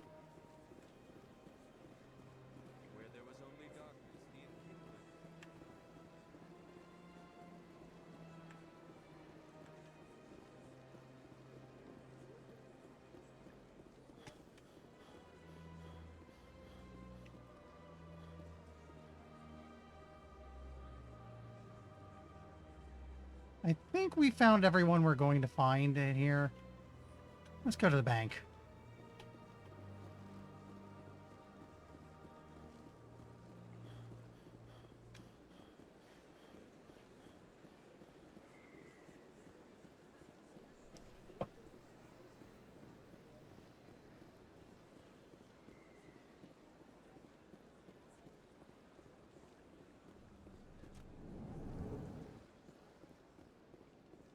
What's this? One of the Earth Clan. Ah, a very famous one, yes? You are the one called Shepard. The tale of how you survived the great tragedy on Akuz is truly remarkable. I am amazed each time I hear it. Because we have the sole survivor background. I don't like strangers keeping tabs on me. Forgive me, Earth Clan. My name is Barla Vaughn. My job makes it necessary for me to keep informed. I am a financial advisor to many important clients here on the Citadel. When someone as important as yourself arrives on the station, I take notice. I've heard you work for the Shadow Broker. Do you have any information about Saren? You're very blunt, Shepard. But you're right. I am an agent for the Shadow Broker. And I do know something about Saren. We make a deal? I hear your information can be expensive. Normally, this information would cost a small fortune. But these are exceptional circumstances. So I am going to give it to you for free. What's the catch? There is no catch. The Shadow Broker is quite upset with Saren right now. They used to do a lot of business until Saren turned on him. Saren's turned on a lot of people. I don't know the details, but the Shadow Broker hired a freelancer to deal with it. A Krogan mercenary. How do I find him? I heard he was paying Citadel security a visit. If you hurry, you can probably catch him before he leaves the C-Sec Academy. Isn't it strange that a Krogan would want to speak with C-Sec? Very. However, I doubt the visit was entirely his choice. You'll need to speak with him if you want to know more.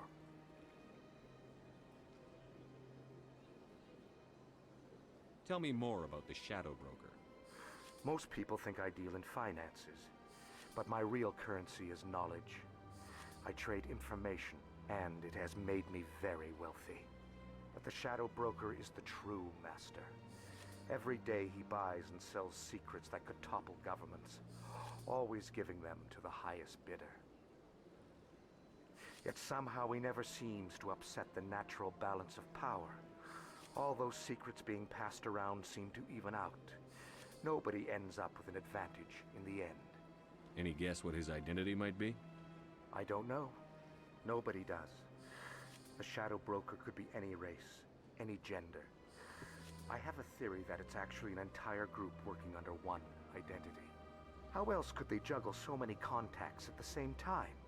How else could they keep all that information from getting crossed? But they've got the perfect setup. Every government is forced to play their game so they don't get behind. But no matter how long you play, no matter how many secrets you buy, you can never win. We'll meet them soon enough. I thought you'd know more about the man you work for. From time to time I come across information I sell to the Shadow Broker. That's my only involvement. I like it that way. The more you know, the more dangerous the game becomes. I don't like danger, Commander. I'll leave that to you. What's it like living here on the Citadel? The station is without a doubt the greatest wonder in the galaxy. It is a technological marvel, but its true splendor goes much deeper than the hull and engines. From the Presidium to the wards, the entire station is a testament to the success of the Council. All the species of Citadel spaced together in a single, strong community. What makes the Presidium so special? It is the political center of Citadel space. 80% of all intelligent species in the known galaxy acknowledge the Council's authority on interstellar matters. But only the most powerful and influential species have embassies here on the Presidium. This level of the station is reserved for the elite, Shepard. People like us. What are the wards like? The cultural heart of the galaxy.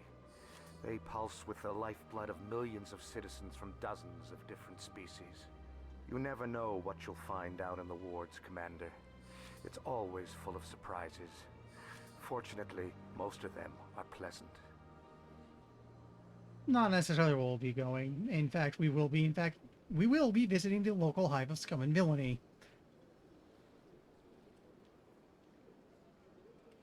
Tell me more about your job. Galactic finance is incredibly complex. A mix of laws and regulations from dozens of interstellar economies. I'm an expert in how all these economies interact. For a fee, I share my expertise. I also offer premium services for those clients who need someone to conduct business without drawing unwanted attention. Discreet and efficient. That's my motto. Sounds pretty shady. Everything I do falls completely within the bounds of interstellar commerce law. Even so, many of my clients would prefer their transactions remain undisclosed. For example, suppose a Hanar ambassador was petitioning the Council to reduce tariffs on Hanar goods. How would it look if he had money invested in a Hanar exporting company? Even if his true motives were to help his people, he would be accused of advancing the petition for his own personal gain. I can keep his personal finances private. It's probably a lot of weird stuff like that. I should go. Goodbye, Commander. Picked up a new codex entry. The majority of Citadel's population live in the wards, the 5 massive arms of the station that house the residential and commercial districts. Many galactic races have established cultural enclaves here. Population density and cost of living are extremely high, akin to Earth cities such as Hong Kong and Singapore. The wards are open-topped, with skyscrapers rising from the superstructure. Towers are sealed against vacuum, as the breathable atmosphere envelope is only maintained to a height of about 7 meters. The atmosphere is contained by by the centrifugal force of rotation and a membrane of dense colorless sulfur hexafluoride gas held in place by carefully managed Mass Effect fields. Mass Effect tends to be go-to for just about everything in this setting. The view from the wards is spectacular. In the background, stars, Serpent Nebula, and a nearby blue giant called the Widow move across the sky as the station rotates to stabilize itself. In the foreground, the lights of buildings and vehicles on the opposing ward arms perpetually shine. Citadel has no real day or night while the station keeps the standard galactic time for political function. Businesses rarely close and residents acclimate to sleep and work according to personal need rather than day-night cycle. Additions and modifications are constantly being constructed, though they must stay within certain specifications that will not compromise the operation of the station. Occasionally, the Keepers will descend on an area in the wards and move or change the architecture without explanation. Residents have learned to live with these inexplicable intrusions. So, yeah. See, these are basically mega cities.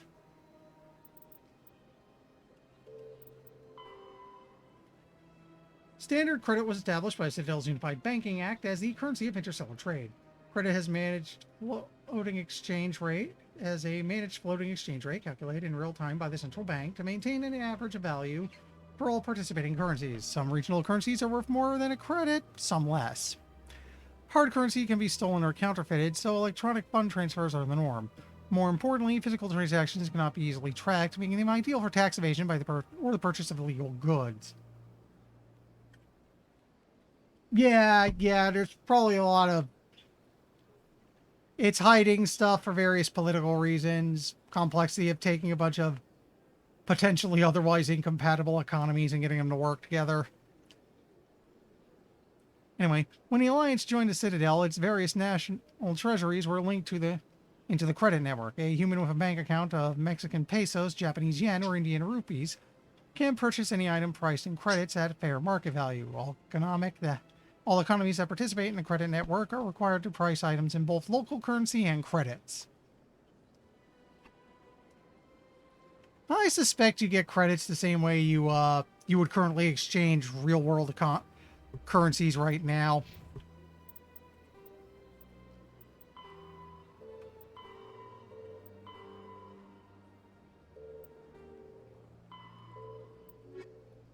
Oh, here we go. The Elcor, the Krogan, evolved in a hostile and vicious environment. Until the invention of gunpowder weapons, eaten by predators was still the #1 cause of Krogan fatalities. Afterwards, it was death by gunshot. When the Solarians discovered them, the Krogan were a brutal, primitive species, struggling to survive a self-inflicted nuclear winter. The Solarians culturally uplifted them, teaching them to use and build modern technology, so they could serve as soldiers in the Rachni War. Liberated from the harsh conditions of their homeworld, the quick-breeding Krogan experienced an unprecedented population explosion. They began to colonize nearby worlds. Even though these worlds were already inhabited, the Krogan rebellions lasted nearly a century, only ending when the Turians unleashed the Genophage, a Solarian-developed bioweapon that crushed all Krogan resistance. The Genophage makes only 1 in 1,000 pregnancies viable, and today the Krogan are a slowly dying breed. Understandably, the Krogan harbor a grudge against all other species, especially the Turians. Basically, Klingons with the violent warrior tendencies dialed up to 11.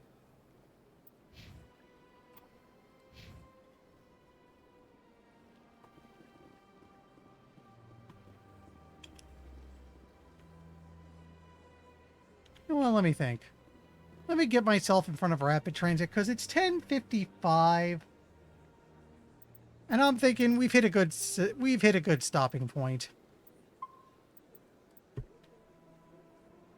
The next time I play this, which will be in like 2 weeks, because next week it's Code Vein, we can go to the lower wards and continue things.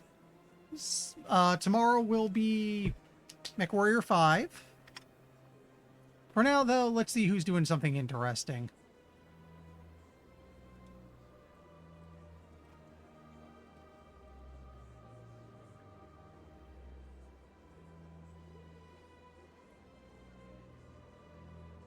Oh yeah, I'm enjoying what little I play so far. I'm happy. I'm going to hopefully finally play the entire trilogy, have it beaten. Let's see who's up to something. Who's up to something?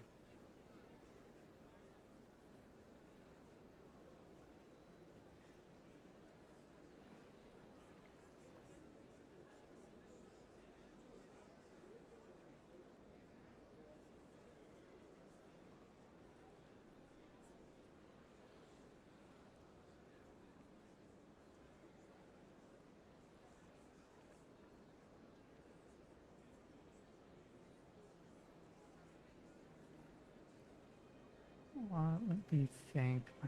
Think here.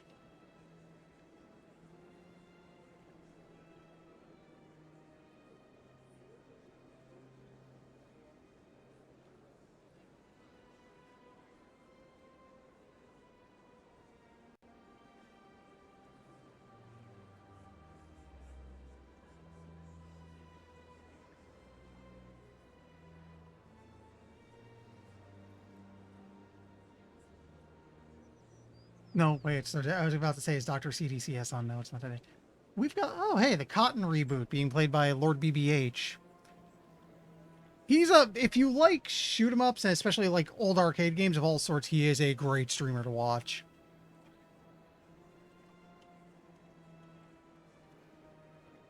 So let's go say hi. I said tomorrow will be the MechWarrior collab.